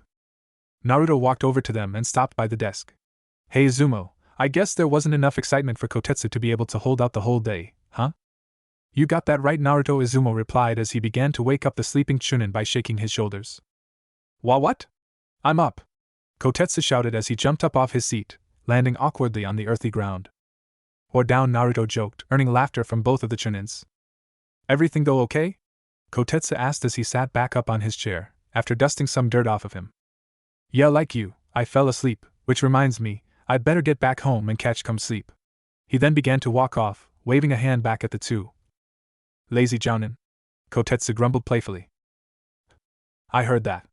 Naruto shouted back at him, even though he was nearly out of sight. Next day, the 3 genins of Team 7 were at their usual meeting spot, just outside Training Ground 16. They were all looking at their watches, waiting for their sensei to arrive. In a matter of seconds he would be late. 3, 2, 1. Hey guys, I'm glad that you could make it, Naruto said as he poofed there just as the second hand reached 12 on their watches. He had made just in time, though he knew that he always arrived just at the exact time. Kiba he had been boiling up inside was about ready to explode. Naruto. HM? What is it, Kiba? How dare you date my sister? Oh, so she told you, huh? Yes, she did. And I hope that she also told you that we're not a couple anymore. Well, yes, but... Then there is no problem, so let's get back to training, alright. Kiba grumbled back in response as he and his 2 teammates made their way over to the posts where they would begin with hits, punches and kicks, which they had been doing ever since they returned back from their mission in Wave Country. No, we won't be doing any of our usual routine today, Naruto said as he saw his team turning and heading over there. They all turned around expectantly, each of them raising an eyebrow. Really? All three said in unison. Nope, cause today I have a special present for you all. Sakura squealed in delight. Sasuke kept his eyebrow raised and Kiba jumped up whilst punching his hand up through the air. What kind of present? Sakura asked innocently, though she was jumping for joy on the inside. Naruto smiled as he revealed 3 packages wrapped in brown paper and tied with a piece of string. Why don't you look and see? He said as he threw the 3 packages over to the 3 genin. Kiba and Sakura opened them quickly, ripping the paper whilst Sasuke unwrapped his slowly in his usual manner. When they saw what was inside their packages, their smiles faded. What are these, Naruto-sensei? Sakura asked. Yeah. They look like some cheap wristbands and stuff. Kiba backed up. Those, my friends, are training weights. Training weights? What are they for? Well, as the name states, they are weights you use when you train. You see, if you train when wearing them, your body will get used to them and therefore get stronger. So when you take them off, you'll be at a whole new level, you'll be much faster and stronger along with the fact that your stamina will also increase. Sasuke smiled, though it was a very small smile. A whole new level, you say? I could get used to this. He looked up his sensei and muttered a quiet thank you. When Naruto heard this, he looked down questionably for a second before he smiled back. No problem. Now why don't you all put them on so that we can begin training? A groan came from 2 of his genins, whilst the last one began to put his on. Naruto looked over and saw that Kiba was having some trouble with his weights, so Naruto walked over to him to help him. Here Kiba, let me help you with that. Kiba looked up and reluctantly accepted the help. You see here Kiba, the smaller ones are for your wrists, Naruto explained whilst he strapped them on. The medium ones are for your ankles while the largest one here is meant to be strapped around your waist. He then finished as he strapped the waist weight on. Okay, you see these slots that are around the weights? He received a nods all round. Good, now, they are there so that you can increase the weight of them by adding extra weights. Right now, they all weigh about 5 kilograms, with your waist weight weighing nearer to 10 kilograms, so you have a total of 30 kilograms on you. Naruto explained. Naruto-sensei, do you also wear weights? Sakura asked. Well, Sakura, in a way yeah, but they're not the same as yours, though I do wear some weights. What do you mean? I have a special seal on me which is called a gravity seal, which makes my body feel heavier than it would normally be.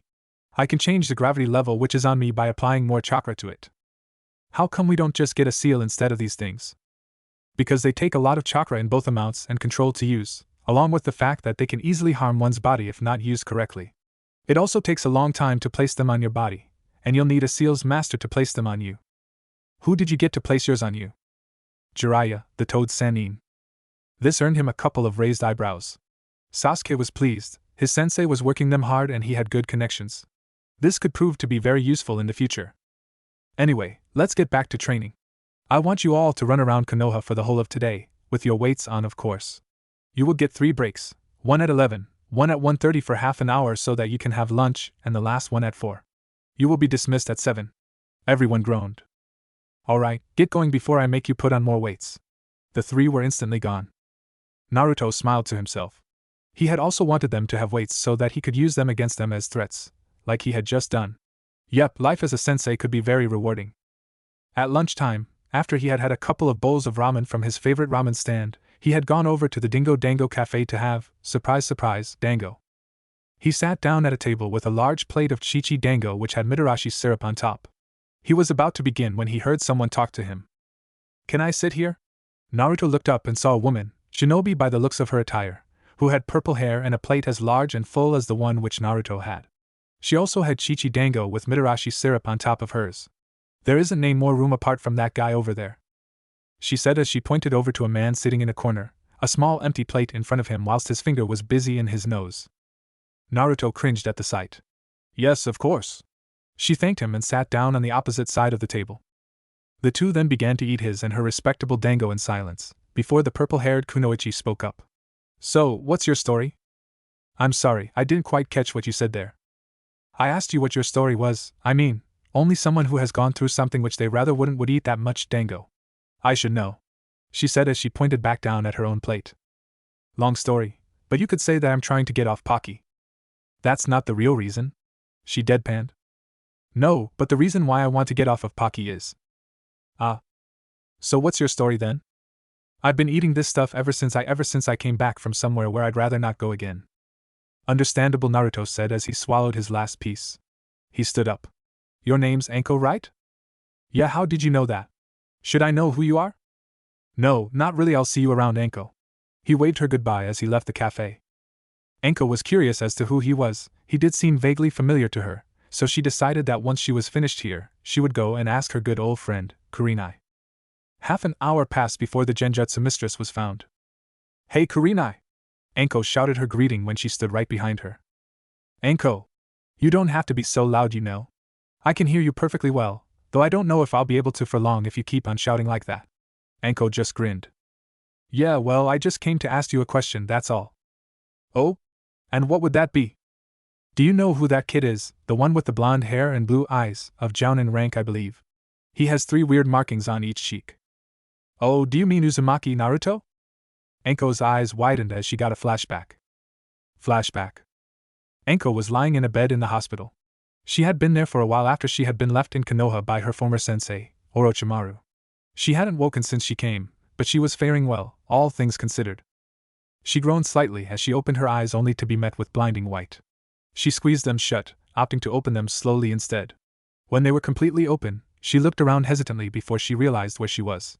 She dubbed it safe and closed her eyes again, only to hear someone speaking. Oh, so you're awake? She turned to her right to where she heard the voice coming from. When she found the source, she saw a boy, younger than herself, lying down in the bed next to her own. The boy had beautiful blonde hair and the most intriguing of blue eyes. The boy was smiling for reasons unknown to her. He had bandages covering his cheeks along with his neck and chest, the rest being hidden beneath his blanket. Who are you? She asked quietly, her voice showing her nervousness. Oh, me? My name's Uzumaki Naruto, so what's yours? Anko. Well, it's nice to meet you, Anko. The two lay there in silence, Anko looking around and observing the room which she was in until her gaze settled on a card which was standing on the table next to Naruto's bed. She could only just see the front, where she read the words, "Get well soon." Who's your card from? She asked wearily, though she now knew that he wouldn't harm her, even though he was years her junior, her being 13, and his age still undetermined by herself. She saw that his smile brightened.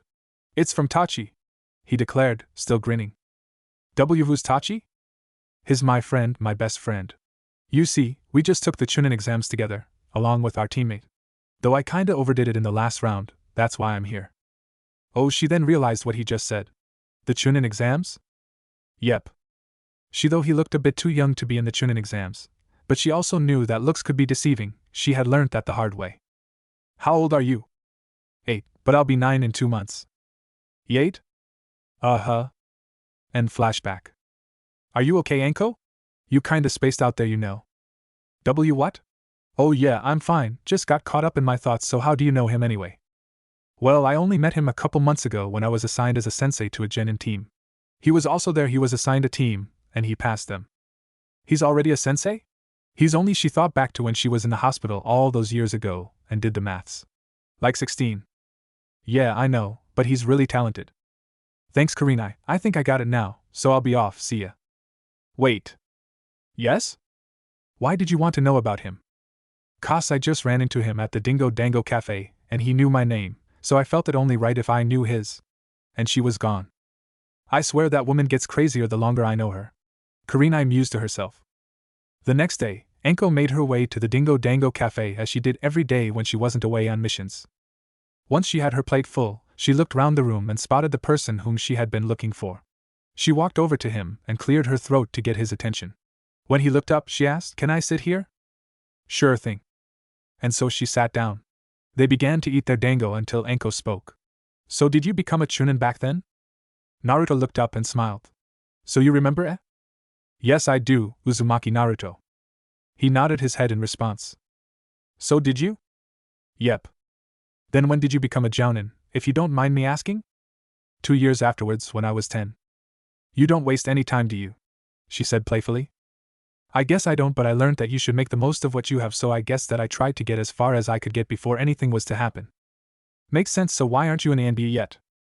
"I was once, when I was 12, but then I quit." His face saddened when he said that. "Why? What happened?" "I'd rather not talk about it. But it's related to Dango." Anko understood. When the Dango got involved, it was serious well for her anyways. She then tried to change the subject. She then remembered Naruto's friend. "So how's Tachi doing?" However, What she didn't expect was for Naruto's mood to fall even further down. She could see the hurt, the pain and the sadness in his eyes. She guessed that his friend had something to do with Naruto eating dango and quitting the ANBU. She then tried to change the subject for the second time. What now? So, I heard that you have a jounin team. She mentally crossed her fingers, hoping that this was a safe topic. She looked up to see that he had a smile, a real smile on his face, and that look that he had in his eyes was also gone. Thank Kami-sama. Yeah, you heard right. Bunch of mismatches if you asked me. I got a Haruno fangirl, a revenge-obsessed Uchiha, and Inuzuka with a huge ego.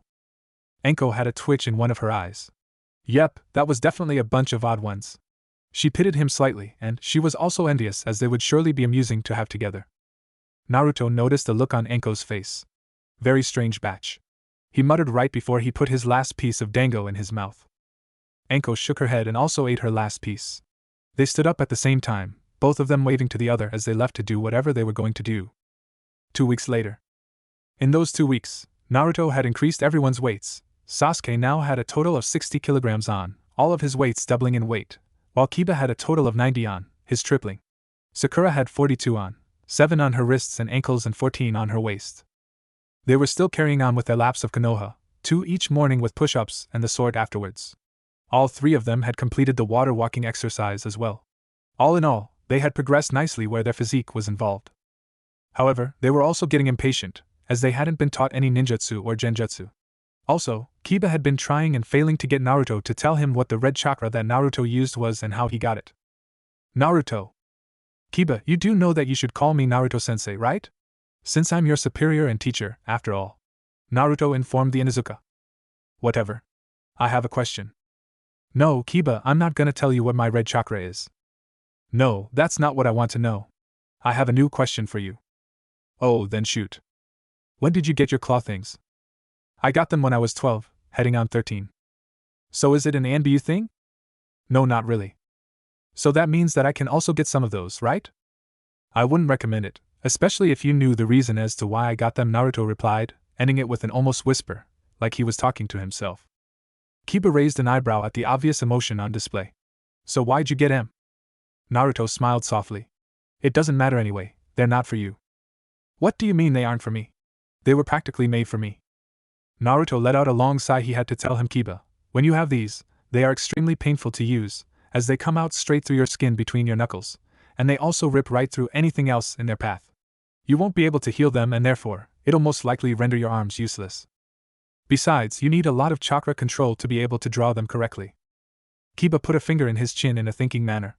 Then how come you can use them when you said that they would render one's arms useless? Well, you could say that I have super healing abilities. Like a bloodline? I guess you could say that. Alright, I give. He then ran over to carry on with his training exercises. I heard some kid call Kiba troublesome, and I couldn't agree more, Naruto thought to himself. He leaned against a tree and watched his team train in front of him. They had come a long way, but they had even further to go. Kiba was physically the fittest of the group, he couldn't deny that, though he did know that that also came with the training and clan jutsus that the Inuzukas had. Sasuke was above average for their age, which was to be expected seeing as he was also dubbed the Rookie of the Year. But Sakura, she was lagging behind a bit. He could see her struggling, but he could also see that she refused to give up, and he respected that, though that it also had something to do with her trying to impress Sasuke, but motivation was motivation, I had been thinking of what he should do with her. He knew that she would need a bit more attention than the others for now, just until she could catch up a bit. Hey, Sakura! Come over here for a second!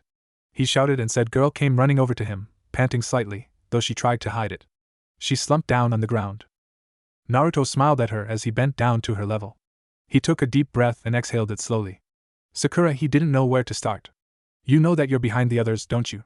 He said as kindly as he could, his voice soft.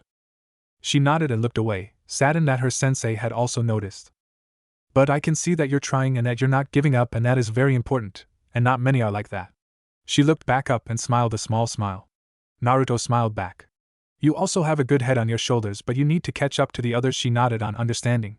Therefore, I have an idea. She looked at him, hopeful. I want you to take ballet lessons, he declared. Sakura immediately face faulted into the ground and stayed there for a good few seconds. She then jumped up and began to yell. Ballet lesson? How on earth is that going to help Naruto-sensei? Naruto just smiled. He had a feeling that she would react like this. Sakura. he began, with his serious tone in play. I know a lot of successful kunoichi who took ballet lessons to improve their body. Now I know what you're thinking and I can see where you're coming from, but trust me on this. You'll benefit greatly from these lessons, especially if you wear your weights. You see, ballet will help you with your control over your body and give you an amazing sense of balance, and to top that off, you will be able to move through moves smoothly, which will help you to show off your new skills. Sakura smiled, then her smile grew until she had stars in her eyes. Hook, liner, and sinker. So what do you say, Sakura? He asked, hopeful, though he had a pretty good feeling of what her answer would be. Yes, she shouted out loud. Glad to hear it. Listen, I know someone who works at a dance center, and she'll be able to get you in. Your classes will be in the evening, so they won't interfere with our training, if only a little, but you'll benefit more than you'll lose from it. Thank you, sensei. She said, and he could hear that she meant it, especially since she just called him sensei and not Naruto sensei. No need to thank me, besides, I'm only trying to make sure that I have the best genin team out there. So I'm only doing it for myself. He teased, and he knew that Sakura caught on as she laughed a little herself. Anyway, why don't you go and catch up to the others? I've held you up enough. Oh, and your first ballet lesson will begin in 3 days' time. I'll tell you the address tomorrow. Okay, Naruto-sensei, she said as she ran off towards the others. Hours passed, and he looked up at the sun in the sky. Well, it was actually quite far down, so he decided that it was time to end that day's training. Alright guys, that's enough for today, why don't you all head home? Kiba nodded as he and Akamaru ran back in the direction of the Inuzuka compound. Sakura also ran back home, after being rejected by Sasuke for a date. Sasuke, however, stayed in place, like he was expecting something. Naruto, though, that was odd, so he walked over to him. Is something wrong? He asked simply. Sasuke looked up at him, determination written all over his face. Train me. Naruto raised an eyebrow. Train you? What do you think I've been doing? No, that's not what I mean. I want you to train me so that I can get stronger in order for me to succeed in reaching my ambition. Naruto thought back to the day and remembered what Sasuke had said that day. Naruto's smile saddened, though it was still there. Sasuke, he paused for a few seconds. You need to learn that there is more to life than revenge. No, sensei, there isn't. My sole purpose is to avenge my clan. You're not an avenger, Sasuke. You're a good, maybe even great shinobi whose heart is set on something which will ruin your life. I'm an avenger, and that is all I am. Sasuke, I understand the pain that you're. Sasuke lost it. No, sensei, you don't. You don't know what it's like. Knowing that you're the only one left after your brother, your own brother killed everyone you held dear to you. You don't know what the pain is like, so don't even pretend that you do. Don't you dare say that I don't know what it's like. No one knows what it's like. Oh Sasuke, you are clearly mistaken. I know exactly what it's like. How can you when you're always so happy? You don't know what it's like to lose everything and everyone. You have no idea. Oh yes I do. My life hasn't been an easy walk in the park. My life's been a living hell. It won't compare to mine. Is that right? I never even knew my family. My dad died before I was born, and my mum left me here in Konoha the day that I was born, never to come back again, and on that very same day, I was given a burden that I didn't ask for, one that would make people hate me for something that I had nothing to do with. But the sad thing is that I'm proud of my mum, because she has helped so many other people, even though I have not once met her in person. And to top that off, the one person that I let close, the one person I thought that I could trust my life with, he betrayed me the day he killed his clan. That's right, Sasuke, I knew your brother, and I knew him so well. You could even say I loved him. I really did. I loved him so much. Sasuke's eyes widened at his sensei's declaration. He loved my brother, he didn't know what to think. He knew that Naruto wasn't lying, as all of his emotions were so clear, and the emotions evident in his shout was also a clear indicator. Naruto began to walk off in a huff. He couldn't believe that he had just lost it like that, and just spilled everything out like that. He then slowed down, a tear decorating his cheek.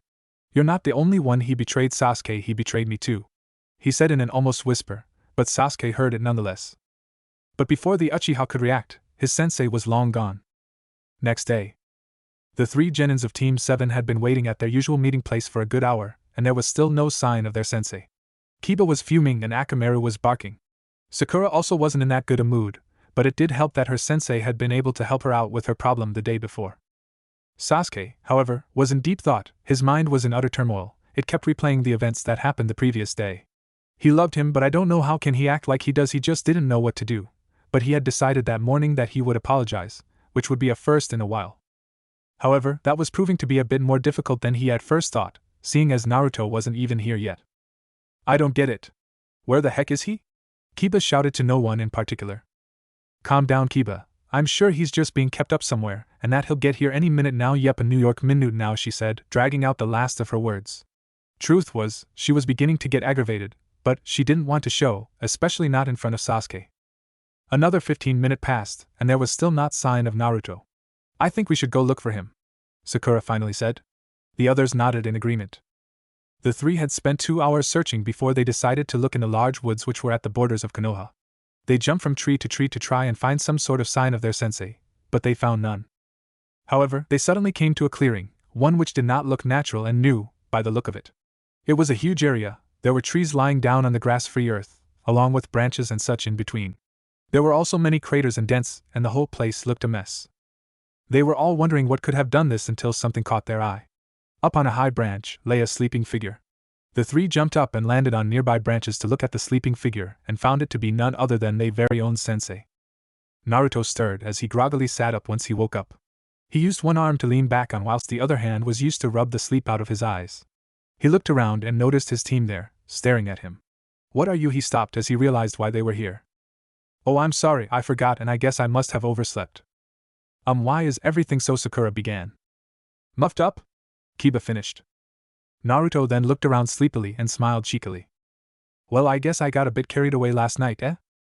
Sakura and Kiba laughed nervously, but Sasuke couldn't help but feel that all of this destruction was his fault. He even felt somewhat guilty, which was saying a lot for him. But before he could dwell any more on it, Naruto had jumped and began to explain about what they would do that day. When everyone was going about their own business, i.e. training, Sasuke walked over to Naruto. Sensei? I bet he was cut off before he could say anything else. Listen, Sasuke, I'm sorry about losing it in front of you like that last night. I guess that it is still somewhat of a sensitive topic for me, even though it was years ago. I guess I probably won't ever get over it, but that's beside the point. I'm sorry, okay? So let's just forget about yesterday and carry on as if it never happened, okay?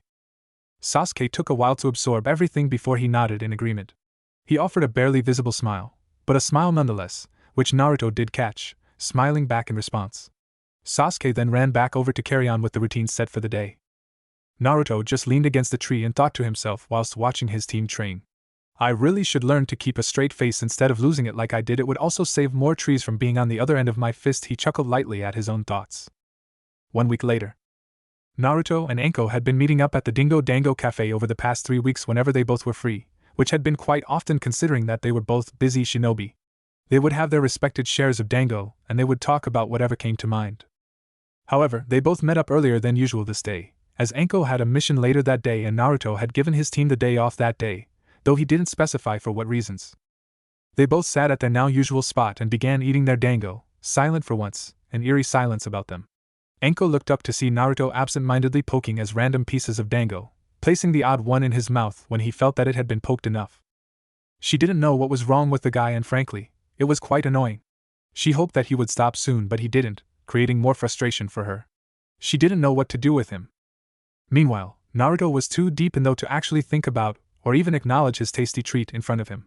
You see, this day was a painful day for Naruto and for Sasuke for that matter, which was why he had given his team the day off. He knew Sasuke would act differently, and it would probably be hard for him, as it was on himself. He had even forgotten that Anko was there with him until he heard an over-exaggerated ahem, which had quickly caught his attention. He looked up, slightly drowsily. I'm sorry, what were you saying? Anko tapped a finger on her other arm as she stared at him. She was now also in deep thought. What happened to him today? If maybe it was something that happened a while ago, perhaps this is some sort of anniversary, but I don't know anything that could have happened on this day. She then tried to remember what the date was today, and when she remembered, she tried to think of something that happened this day. I can't think of anything, except for the Uchiha massacre, but why would that affect him? It hit her.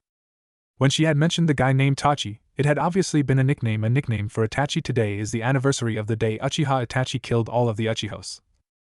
Except for Sasuke, so that's why he let his team have the whole day off. It was for Sasuke and himself. Perhaps it all makes sense now, though I don't like seeing him like this.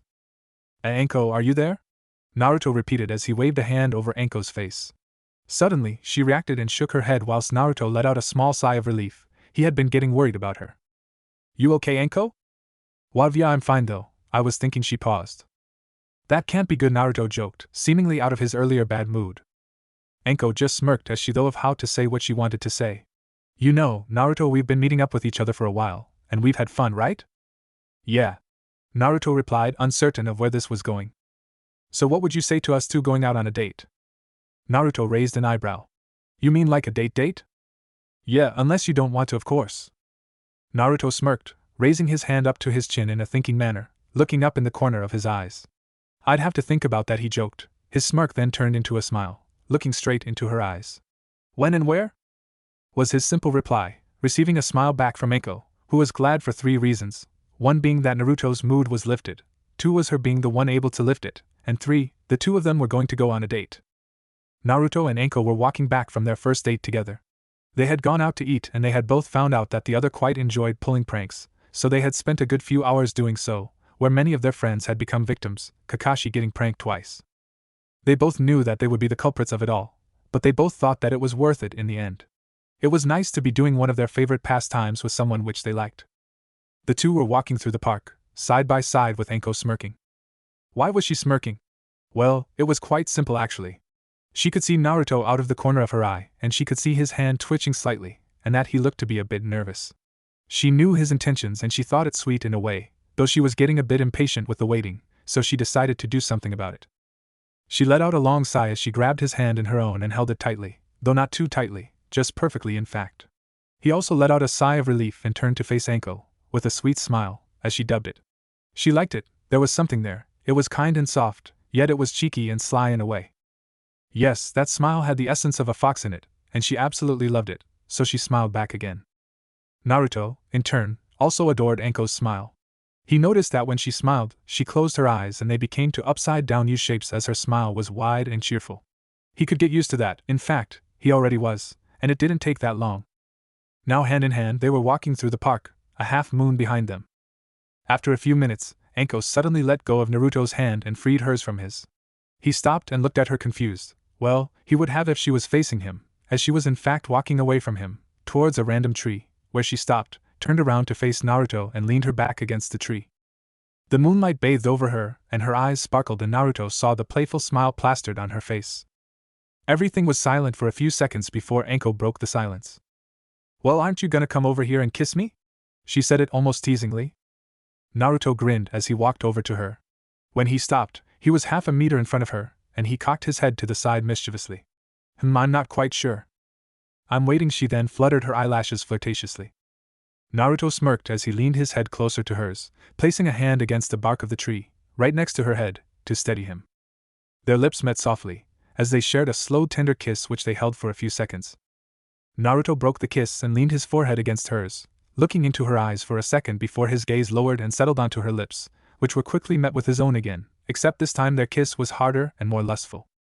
Anko wrapped her arms around his neck as one hand settled around to the front of his neck whilst the other began to fiddle with his soft platinum blonde hair. Naruto's free hand reached her hips as they began to slide upwards over her waist and up until it settled on her cheek, which he promptly began to caress. Anko's grip tightened as she held Naruto closer to her, making their body touch, sending shivers of pleasure through the two of them.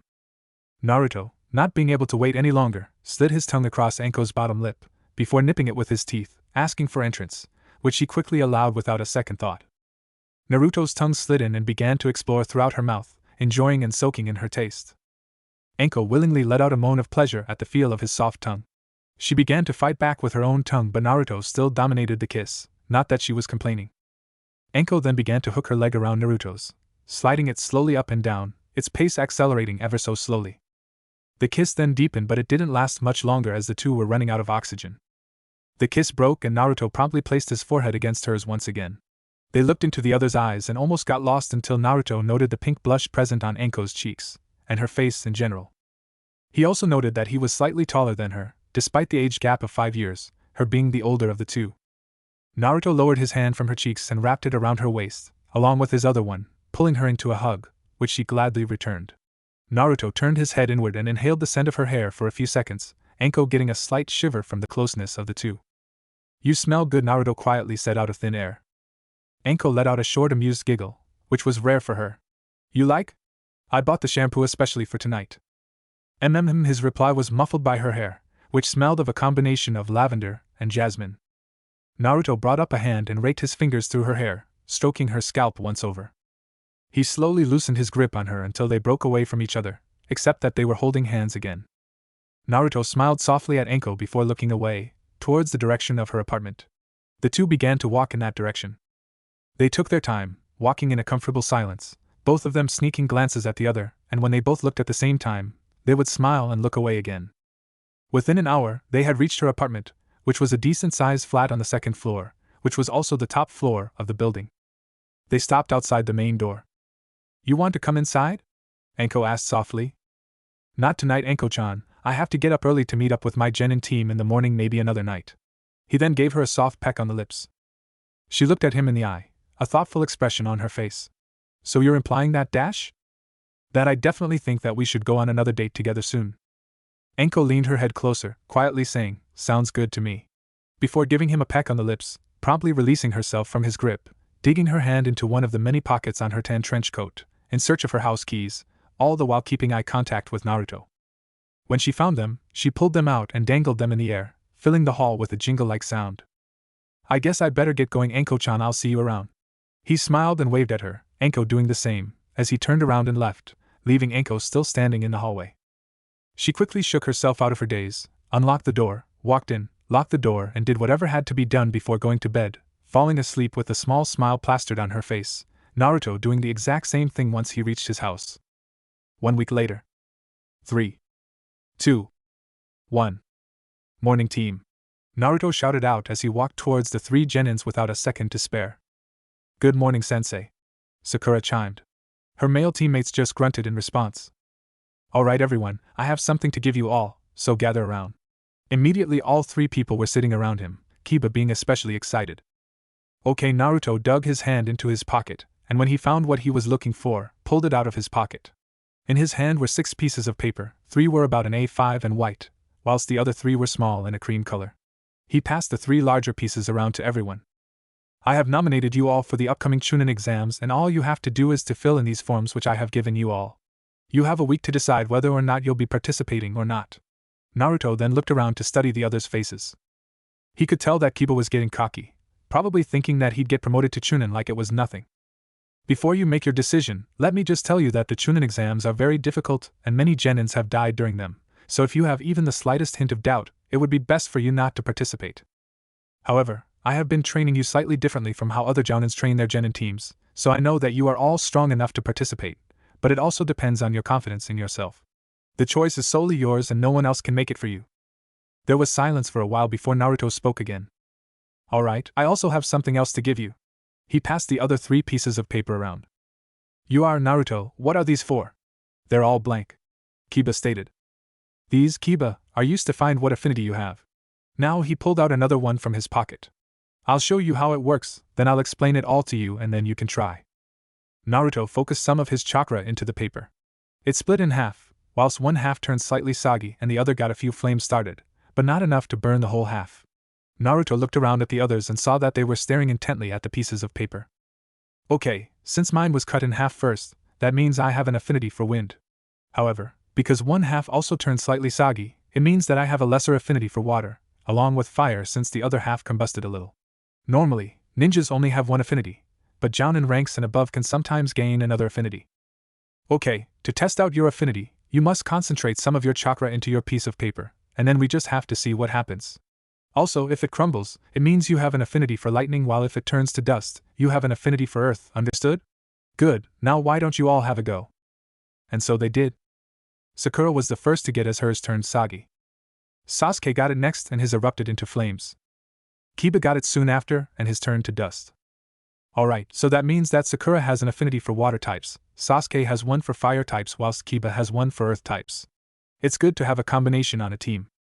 Now, there are 2 reasons as to why I tested to see which affinity you all had. 1, I was curious, and 2, I'm going to teach you all a jutsu each which is in your affinity category. I'll give you each a scroll with it in and then you have this week to learn it before going to the Chunin exams, that is, if you decide to participate altogether. He looked around again and nodded to himself, as his hand dug into another pocket, brining out 3 scrolls. He gave the first one to Sasuke. This contains everything that you need to know for Katon, Carrier Enden, Fire Release, Fire Dragon Flame Missile, which is a B-rank jutsu. I know that you have all of your clan's C-rank jutsus, so that is why I'm giving you a B-rank. The next one was given to Kiba. This one contains everything that you need to know for Doton, Dochu Igyo no Jutsu, Earth Release, Underground Projection Fish Technique, which is a C rank. However, it is a very useful one. I know that your attacks are mainly offensive, which is why I have given you a defensive jutsu. Not many ninja know this one, so consider yourself lucky. And finally Sakura, this scroll contains everything that you need to know about Suetun, Teppadama, Water Release, Gunshot, which, like Kiba's, is also a C-rank jutsu. However, unlike Kiba, you don't have that many offensive jutsus, which is why you have received this one. Okay everyone, keep these scrolls and you all have a week to learn them. There will otherwise be no training from me, but you may come to me if you need any help, alright? Good. See ya. And he disappeared in a poof. Hey! He clearly showed favoritism by giving Sasuke a higher rank jutsu than us. Kiba complained as soon as Naruto was gone. Don't say that, Kiba. Naruto-sensei treated us all equally because he gave you that defensive jutsu. He even said that not many people knew yours, so that makes yours equally as good. Besides, it doesn't matter what rank a jutsu is, it all depends on how well you use it, like those E-rank jutsus which we learnt at the academy. I read that they are still used by ninja who have even achieved the rank of ANBU. Yeah, but his is still better, he complained, again, but this time he used a more winny voice. Okay Kiba, think of it this way, if you two ever end up sparring, and he uses that jutsu, you can use yours to dodge it. Kiba thought for a minute before a smile grew across his face. That's right. Because I got an awesome jutsu.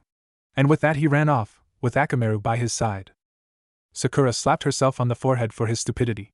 She then removed her hand and looked around her when her gaze landed on a particular person. A smile grew on her face as well. Oh Sasuke-kun, since we haven't got any training for a while, how's about we go on a date? All the while saying this, she had been inching closer, stopping less than a meter away from him. No. And with that, he left as well, off to find a different training ground so that he could get to work on learning the new jutsus that he had been given. Sakura let out a sigh as she looked at her watch to see what time it was. I guess I'm off to ballet then, she declared as she began to walk off. However, there had been someone else there, who had heard what Sakura had just said. Forehead girl, don't tell me that you take ballet lessons, that's for children, the blonde said as she emerged from the bushes. Said pink-haired girl spun around to see who had spoken, though she knew who it was by the nickname. Pig, what are you doing here? I came to see Sasuke-kun training, but he's obviously not here, you probably scared him off or something. Anyway, why are you taking ballet lessons anyway? Shouldn't you be doing something better like training or something? Trust me, I know what I'm doing. But why ballet? Sakura smiled sweetly and she leaned her head closer, so that her lips were near Ino's ear, like she was about to whisper something to her. Say CRT. She chanted slowly, a vein appearing on Ino's forehead. The vein disappeared as she smirked. Oh, I get it, you think that Sasuke-kun will fall for you if you can do ballet. I'm sorry to say this, forehead girl, but Sasuke-kun will never fall for you, for it is me that he truly desires, and even if he did like girls who did ballet, which he doesn't, he still wouldn't fall for you, so tough luck. Now Sakura smirked. That's not why I'm doing ballet, my purpose is much greater than that. And with that, she walked away, leaving a very confused Ino behind, all alone. 1 week later. Sasuke and Kiba, who was naturally with Akamaru as well, were both standing outside of the building where they were to go for the Chunin exams. They were waiting for their female teammate to arrive, though they thought it strange that she wasn't there yet, maybe she chickened out. However, before they could think any further on that subject, said Kunoichi arrived, though there was something different about her, and neither of them could place their finger on it, until Kiba finally noticed. Hey Sakura, you changed your clothes, he declared. Sakura looked down at her body and up again to meet Kiba's gaze. Yep, I sure did. She now wore a red tank top, like in the Shippuden, her usual black undershorts, her usual blue shinobi sandals, and she wore a midnight blue skirt which reached just below her knees, but had a slit on either side which reached to about the top of her hip. Think 2 pieces of fabric, one of the front and one on the back, which are attached by stitchings. This is made for movement. She had also put her hair up in a tight bun, with 2 bangs framing her face and her hitai tied around her forehead. Her pouches and such were in their usual positions. She also had a scroll strapped to either thigh. Hey Sakura, what's with the new look? Kiba asked. It gives me more freedom in my moves. Kiba nodded in acceptance of the answer, which was the real reason as to why she had changed her attire. Sasuke narrowed his eyes when he saw the scrolls. Sakura. She turned to him with stars in her eyes. Yes, what is it, Sasuke-kun? Why do you have scrolls? Well, they have something which I may need sealed inside them. Which is? Say CRT, but I'll tell you if you agree to go on a date with me. No. Oh, Hawk, anyway, should we go inside? The other two nodded, so all three went inside. Without having to meet with his genin team, Naruto was considerably bored. He couldn't visit Anko either, as she was preparing for the second part of the exam. He snickered slightly to himself about that.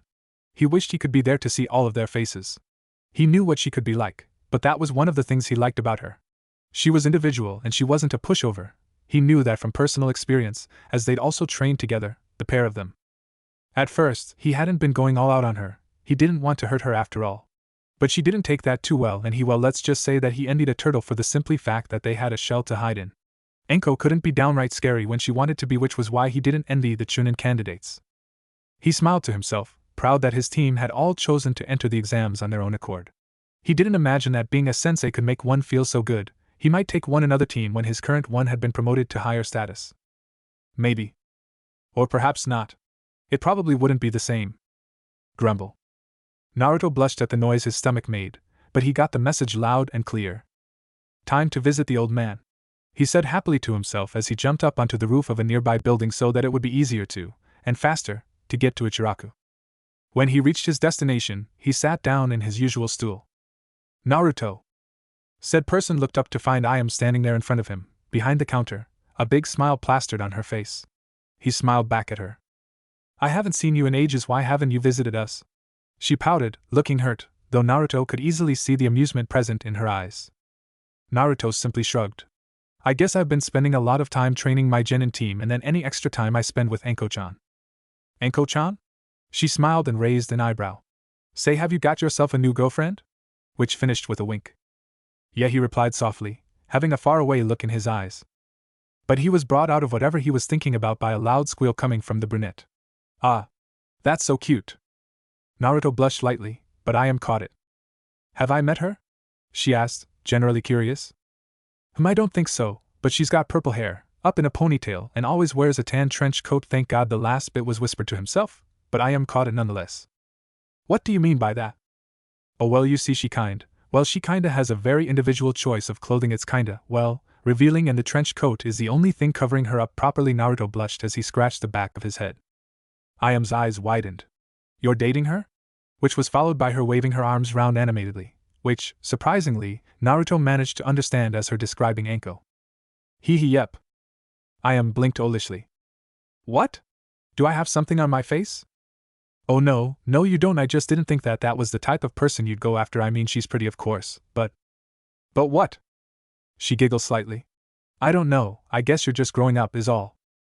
Naruto's eye twitched, followed by a vein appearing on his forehead. I'm not a kid, you know, besides, you're only a year older than me. And I technically became an adult when I became a genin. Calm down, would you? People are staring at you. And indeed they were. Sorry. It's okay, so what made you go for her, and not me? You know that you're my sister, it'd be like incest or something. Ruffled Naruto's hair. Yeah, I know, kiddo. She was gone as soon as that was said. Stop calling me that. Chunin exams, room 301. Congratulations, you all pass. Ibiki declared after he had had his fun with torturing their minds. He applauded himself for getting rid of so many teams, though there were still 26 left over. But 26 out of 138 was pretty good. A lot of teams had entered this year, but that didn't mean that they were all ready. She should be coming soon, he thought to himself, grimacing as he wondered what would be broken this time. He looked behind himself, looking at the desk which was there. It was new, the last one had well died, for a lack of better words. He mentally shivered. Anko was scary, and that meant a lot coming from him, considering who it was and what he did for a living. He just felt sorry for whatever sucker would end up with her. At Ichiraku ramen. Achoo.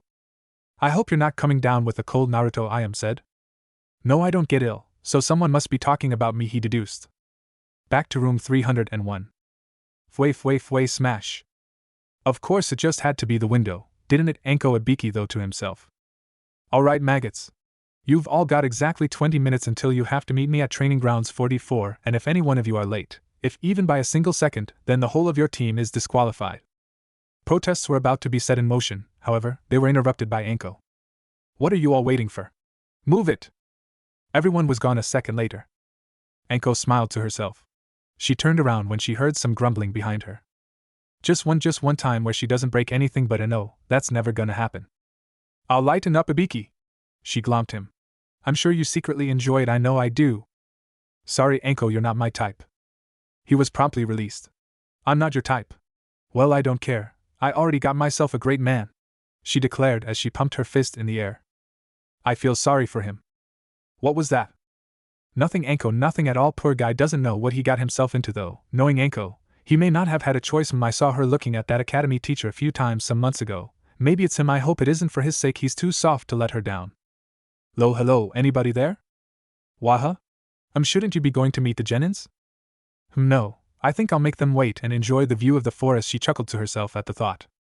Okay, do whatever you like, Anko, as long as it doesn't involve me, that is, he thought as he crept out of the room.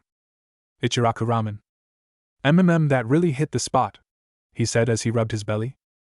Well, you're always welcome, Naruto, anytime. He said as he stretched his arms above his head, only for his eyes to fly open when he felt something warm and soft on his lips. Hiya, Naruto-kun. Anko-chan, you scared me. Well, I just couldn't resist, it was just too tempting to pass up. She smiled. Anko-chan, not that I don't appreciate you being here, but aren't you supposed to be at the second part of the Chunin exams or something? Well, yeah, but they can wait cause I want to be here with you, she said as she sat down on his lap. Naruto pecked her on the lips twice, his arms settling around her. But you can't just leave them there. She then fainted mocked. Naruto-kun doesn't want Anko-chan here with him. He don't like Anko-chan. Twitch. How about I walk you there? The two were gone. All that was left of them was the payment for the ramen. 5 minutes later. Hand in hand, Naruto and Anko made their way to Training Grounds 44. 2 minutes earlier, they had been busy making out in an alleyway as Anko had claimed that she had missed Naruto terribly and that she couldn't remember what he tasted like, so she had to find out. Naruto, being the ever-lovable guy, couldn't refuse, even if the excuse reminded him of something Kakashi might come up with when he was with one of his many girlfriends. Well, he'd never actually had a girlfriend, he'd simply had a lot of experience in the field, as one might say. Anyway, Anko was having a great day, and that was an understatement. She had just had a great make-out session with Naruto, and now she got to torture all of the wannabe Chunins for a whole 5 days. And to top it all off, she just found a coupon for 3 for 2 at the Dingo Dango Cafe in today's newspaper. She was most definitely going there later on today, and a certain someone was going to accompany her. They stopped when they could just about make out the Genins in the distance. It was much easier to see the forest, as the trees were exceptionally huge. Naruto placed a soft kiss on her lips before stepping back a few steps, the only like between them being the hands which were still clasped together. I'll be going now, and don't scare them too much, they're only kids. Says the one who took this exam when he was 8 years old. Honestly, they shouldn't be here if they can't handle it. Okay then, just don't do something I wouldn't do. But then I would be me, now would I? Naruto began walking off, waving back at her as she stood there. I love you, Anko, he shouted back at her. She gasped.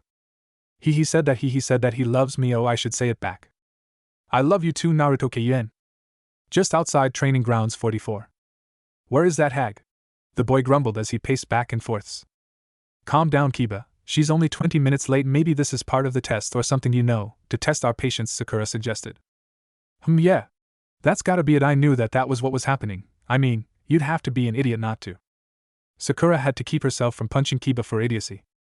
Meanwhile, Sasuke was sitting on the ground, ignoring his dog-like teammate, and was thinking of the first and only jutsu that his sensei had given him. He'd been practicing the whole week except for the previous day, as he had to make sure that he was in top shape for the Chunin exams. He's gotten it down on the 4th day of practice, but he'd only been able to produce 2 whole ones. He'd feel drained afterwards as well, which was why he'd visited his sensei and asked him for advice about expanding his chakra capacity. He's, of course, been delighted help and was proud that Sasuke hadn't been too prideful to ask for help, which he would have been when the teams were first made. He raised his wrist and looked at the runic seal that was there. It made it harder for the chakra to get around the body and made one have to work harder to do what would normally have been easy. He'd had it on for the last 3 days, and this morning he had released it, and he could feel the slight increase in his chakra stores. He wondered if either of the other two had visited their sensei for extra help. Sakura may have, but I'm sure that Kiba hasn't. He may have been tempted, but he wouldn't give in like that. He's too stubborn idiot. Sasuke. He simply raised an eyebrow at Kiba, after being caught staring at the brown-haired boy. You see something you like? The dog-love challenged.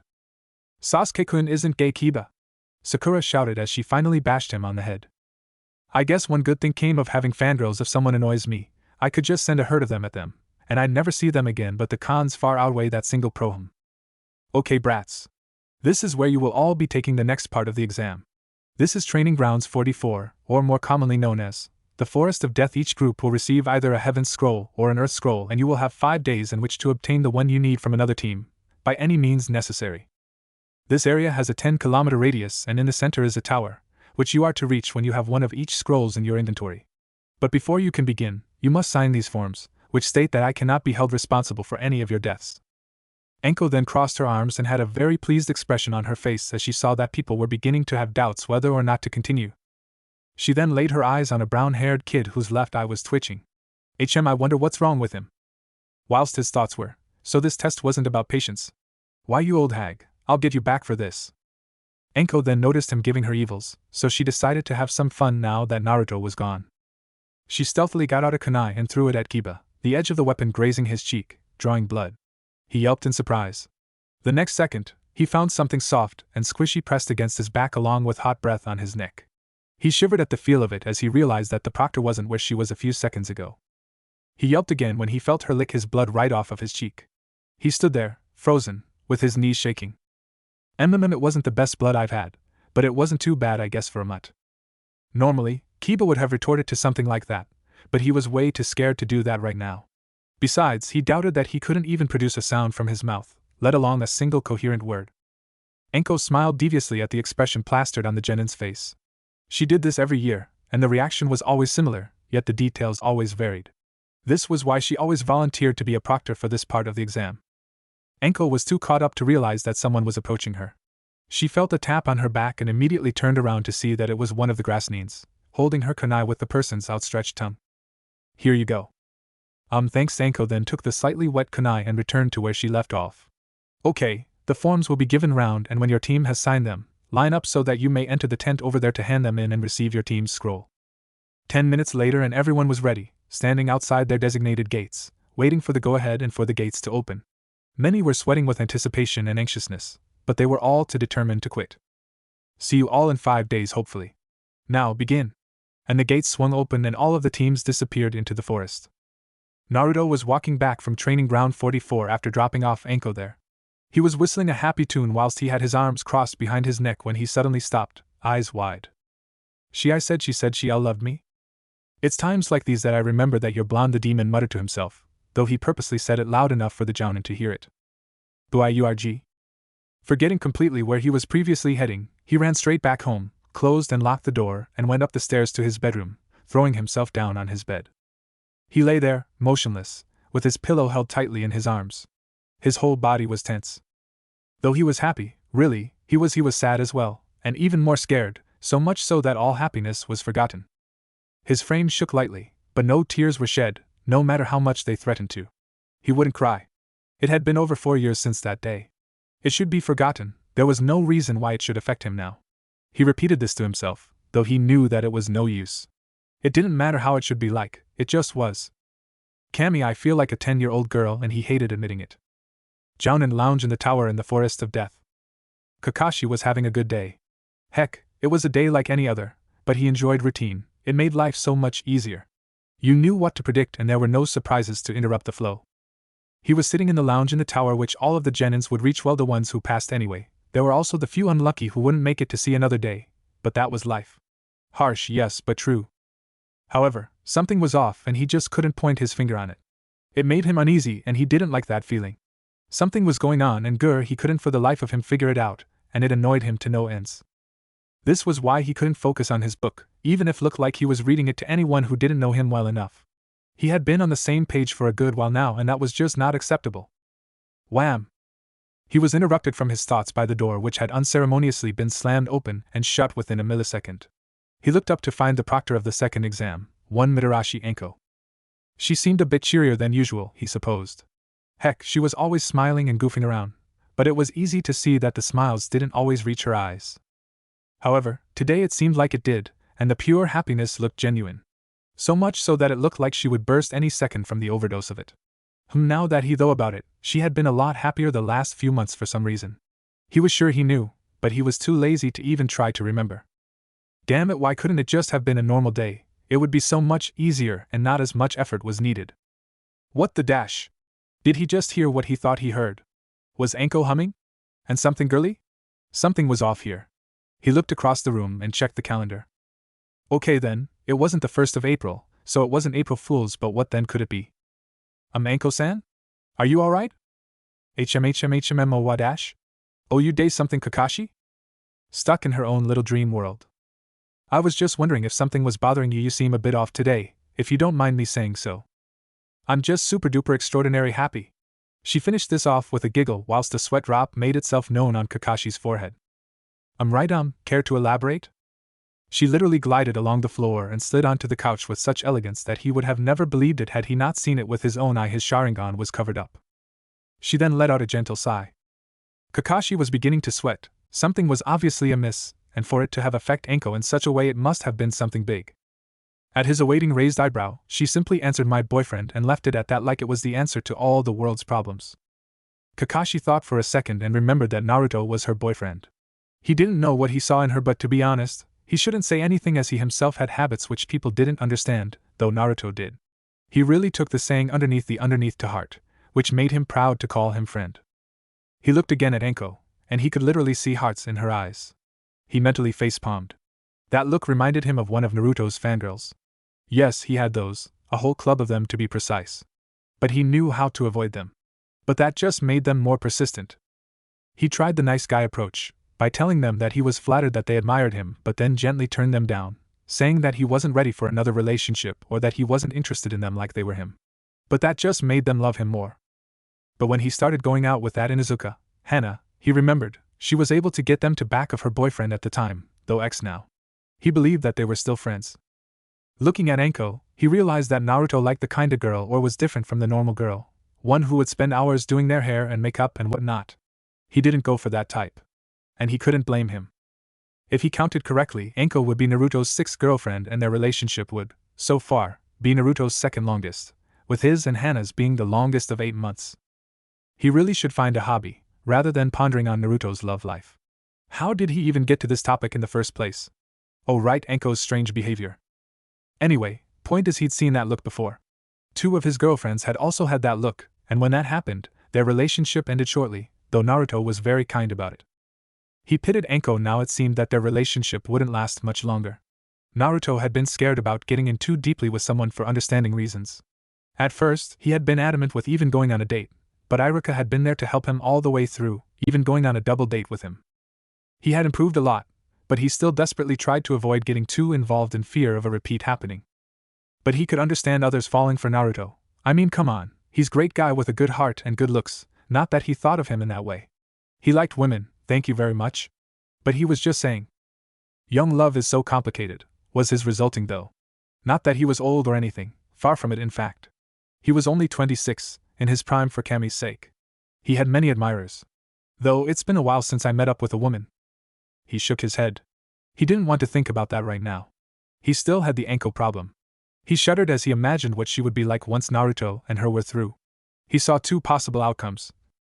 1, depression, she'd whine and cry and act like a 4-year-old who didn't get a cookie when they wanted one, or 2, she would be angry and or mad, and even more sadistic than she already was, which was an incredibly scary thought. And knowing here, she wouldn't be afraid to vent some of it on him. Damn it.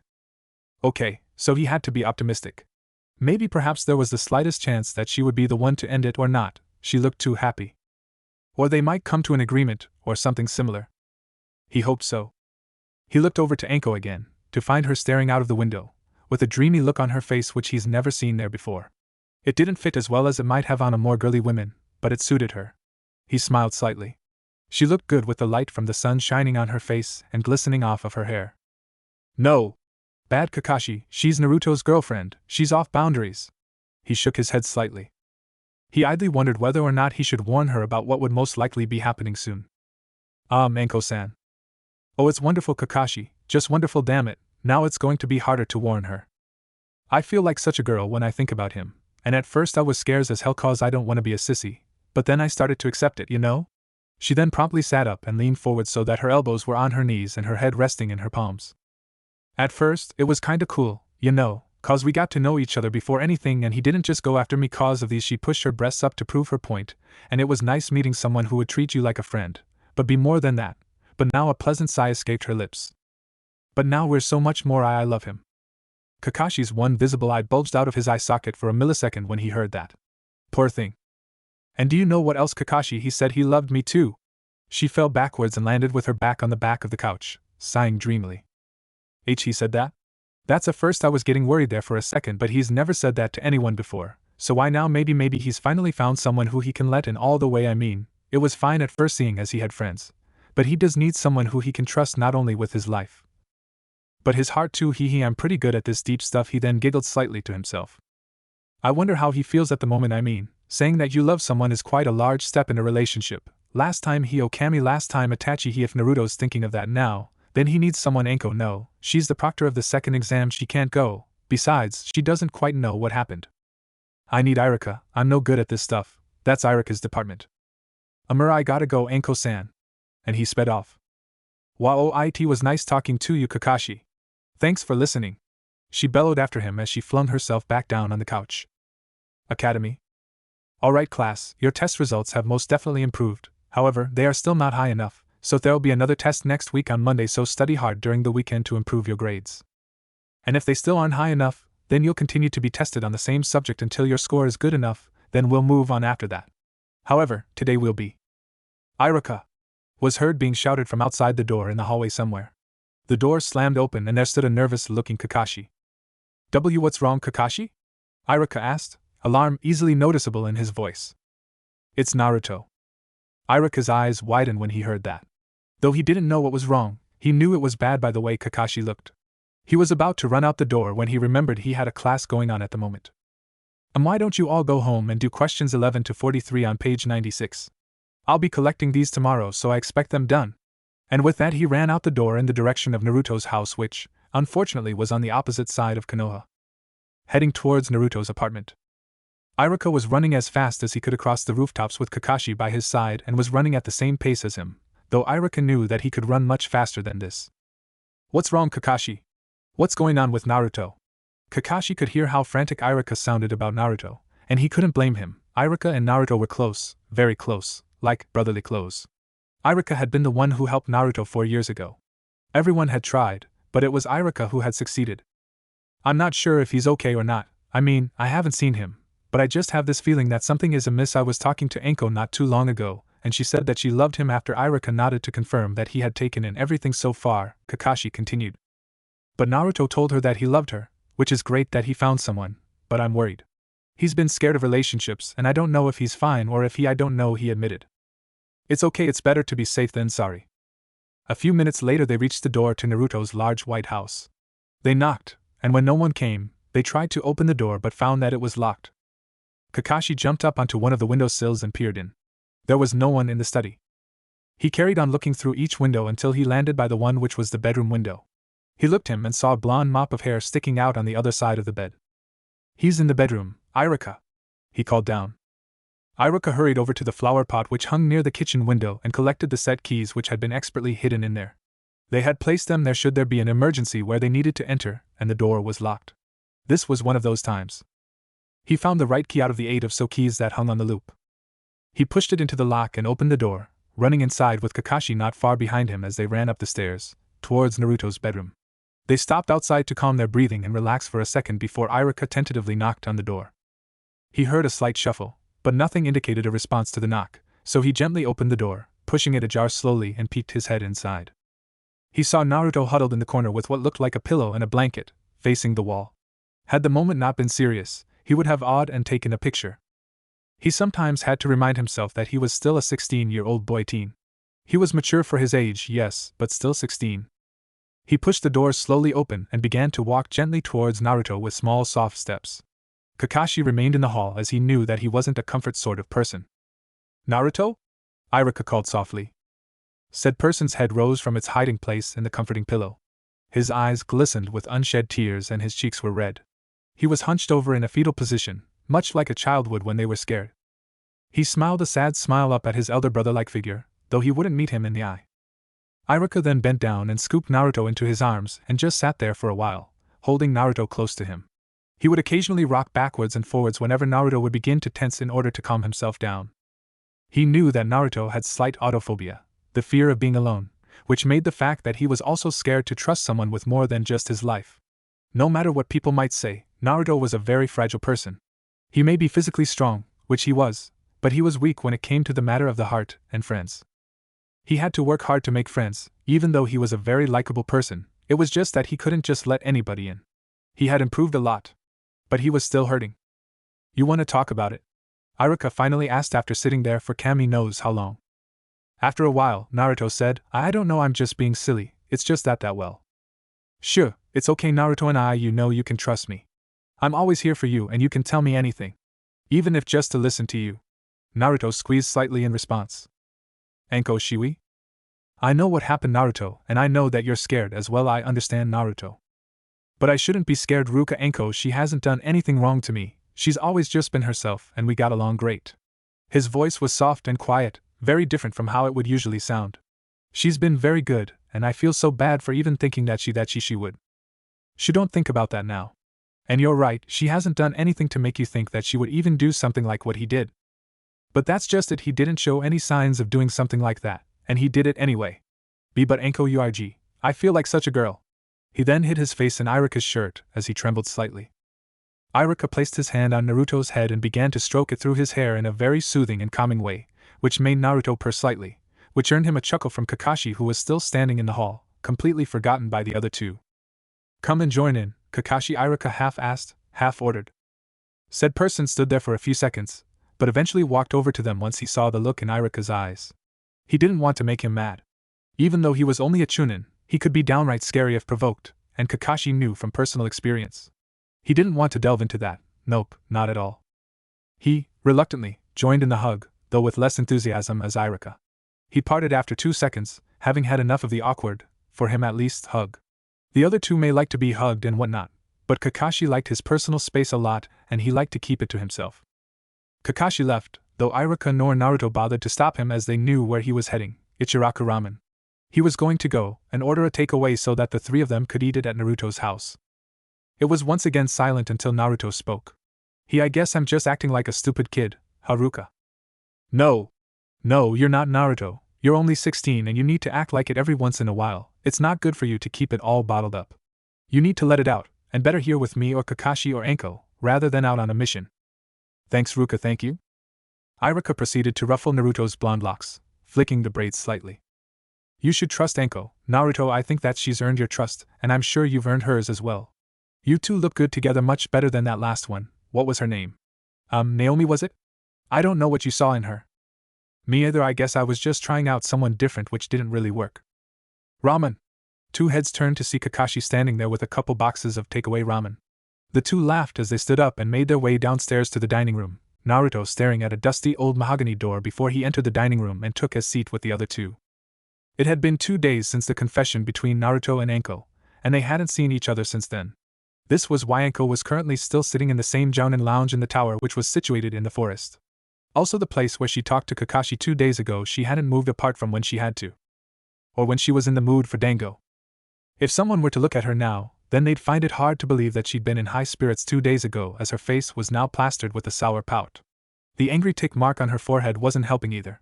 Not to mention the dozens of ripped packets surrounding her, all of which had previously contained dango. It couldn't be helped.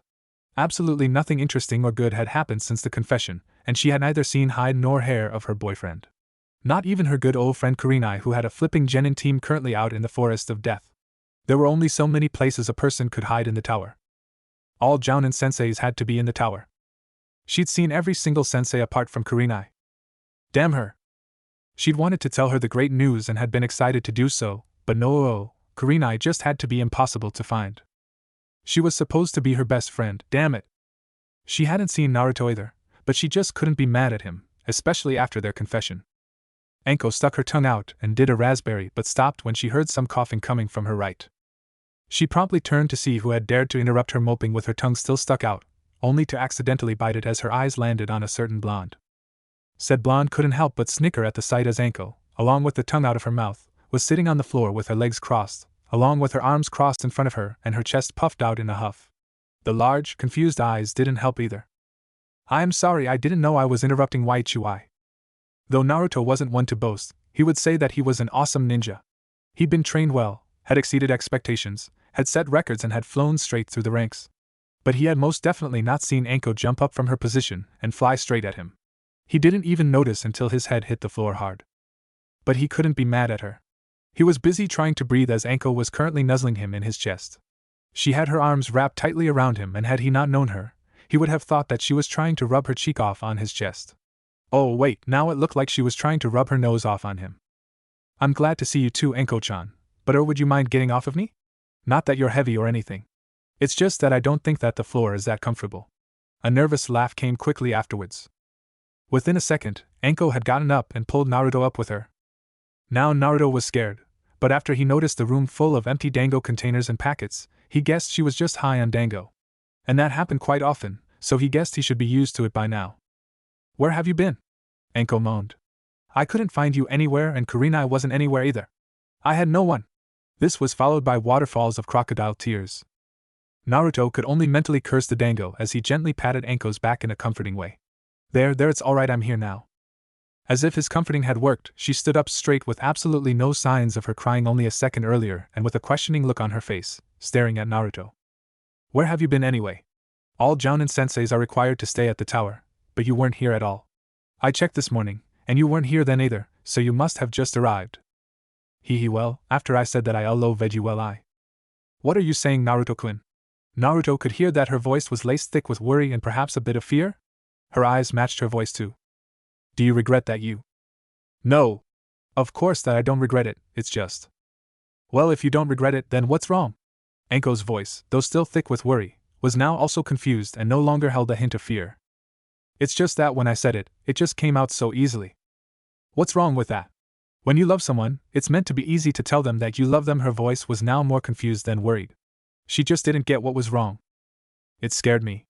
I've never been able to say that to anyone since last time. Naruto's eyes widened as he quickly slapped his hand over his mouth, but it was already too late. Last time? What do you mean last time? What happened? Naruto bit his bottom lip gently as he slowly sat down on the couch. Anko could tell that he was uncomfortable by the way that he sat with his legs pressed firmly together. His back was tense and slightly hunched forward, and she could see that his fingers were twitching as well. If that didn't give it away, then the look in his eyes would. She sat down next to him as closely as she could and placed an arm round his shoulders and her other hand on his cheeks as she gently turned his head so that they were facing each other. Naruto, what happened? This wasn't the Naruto she knew. He was always chipper and happy, always smiling. Or when he wasn't smiling, he was either on a mission or angry, mostly at Kiba. But she'd never seen him look so utterly sad and scared. He looked lost. Naruto was lost. He'd never told anyone about what had happened. The people who knew were the ones who had helped him recover, helped put him back on track, and encouraged him whilst he was in rehab. That included a grand total of 4 people. Sarutobi, Jiraiya, Kakashi and Iruka. Naruto's lip twitched slightly upwards as he thought of the Chunin. He was the one who helped him the most, the one who get him started. But he'd never told anyone before. He didn't know if he could. He was too scared to even think about, afraid that he may end up where he had been 4 years ago. But when he looked at Anko's eyes, he saw nothing but love. Okay, well, there was also worry, but that was beside the point. She really cared for him. Maybe he could try. Anko was startled when Naruto began to speak, but she said nothing. Naruto had also turned away from her, and was currently staring at the floor as he twiddled his fingers through each other. I once said it to another 4 years ago. Naruto took a deep breath to steady himself before he continued again. You see, Itachi and we met when we began at the academy together. I was 5 and he was S6. Naruto's eyes had taken on a far-off look, as if he was back in the past, reliving the moments he was talking about. Anko wasn't shocked to hear that it was a guy he was talking about. Naruto had told her how he was bi, and even if he hadn't, she wouldn't be that shocked since homosexuality was quite common in ninja villages, though not so much in normal civilian villages. But she couldn't stop her eyes from widening when he mentioned Itachi. The Itachi. The Itachi who massacred the whole Uchiha clan bar Sasuke. Shit. She could see that whatever had happened had most definitely not been all that great. And if it had happened 4 years ago, then it was the same year as the massacre. I was put into the academy a year earlier than the rest. The Sandaime wanted to get me started early so that I could defend myself better since the orphanage. He trailed off slightly as his thoughts turned his early childhood. A bitter smile made itself known on his face. The other kids there didn't like that and began to bully me. I ignored it all and trained hard, read and did everything that was expected along with extra credit. That all just made it worse. They all hated me for it. Their parents had also told them about certain occupants. Naruto placed a hand on his stomach where the seal was. All of them hated me except for one. He couldn't care less. He was quiet and didn't mingle with the others. Itachi had always been like that. He was the top of the class, so he had all the girls swooning after him, even the older ones, as he was a protege. But one day, when he had to spar in pairs, the two of us we paired off together. Itachi always won his spars, so it was only natural for everyone to assume that he would win against me. But he didn't. It was a tie.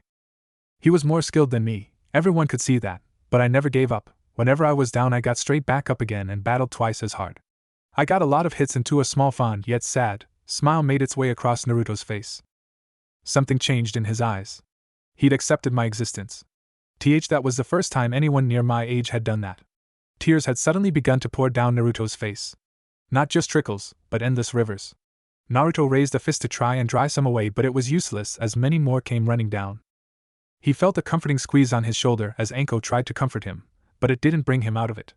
His eyes, though now glistening with more tears, still had that far-off glaze. From then on, he saw me as a rival. And he, in turn, became mine. We trained harder, worked harder, and did everything to best the other, and before we knew it, we'd been moved up 2 years. Throughout that, we didn't notice how far behind we'd left our classmates. But we still carried on trying to best the other. Our rivalry had turned into friendship. He'd become my first friend. I was so happy. His knees had now been drawn up and he was hugging them close to his chest.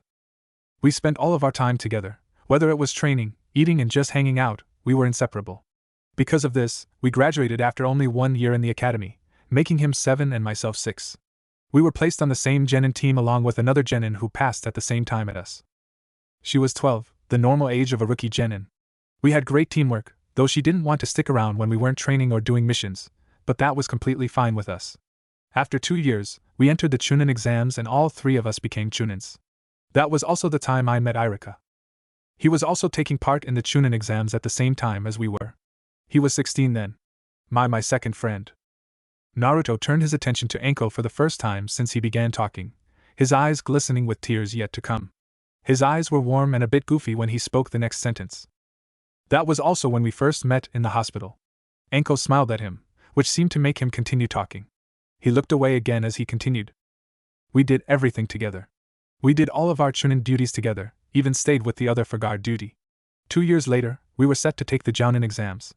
They were harder than the Chunins, and it felt so strange in the jounin exams are taken individually rather than in pairs. This meant that we were apart for 2 months. We'd never been apart from each other that long before. And you know the saying, distance makes the heart grow fonder. Well, that was certainly true for us. Nothing could break us apart. We did everything together, and for Konoha. That was our nindo. But we didn't become jounins, no. Instead, we were asked to join the ANBU trainee program, where they would train us until they saw us fit to become fully fledged ANBU.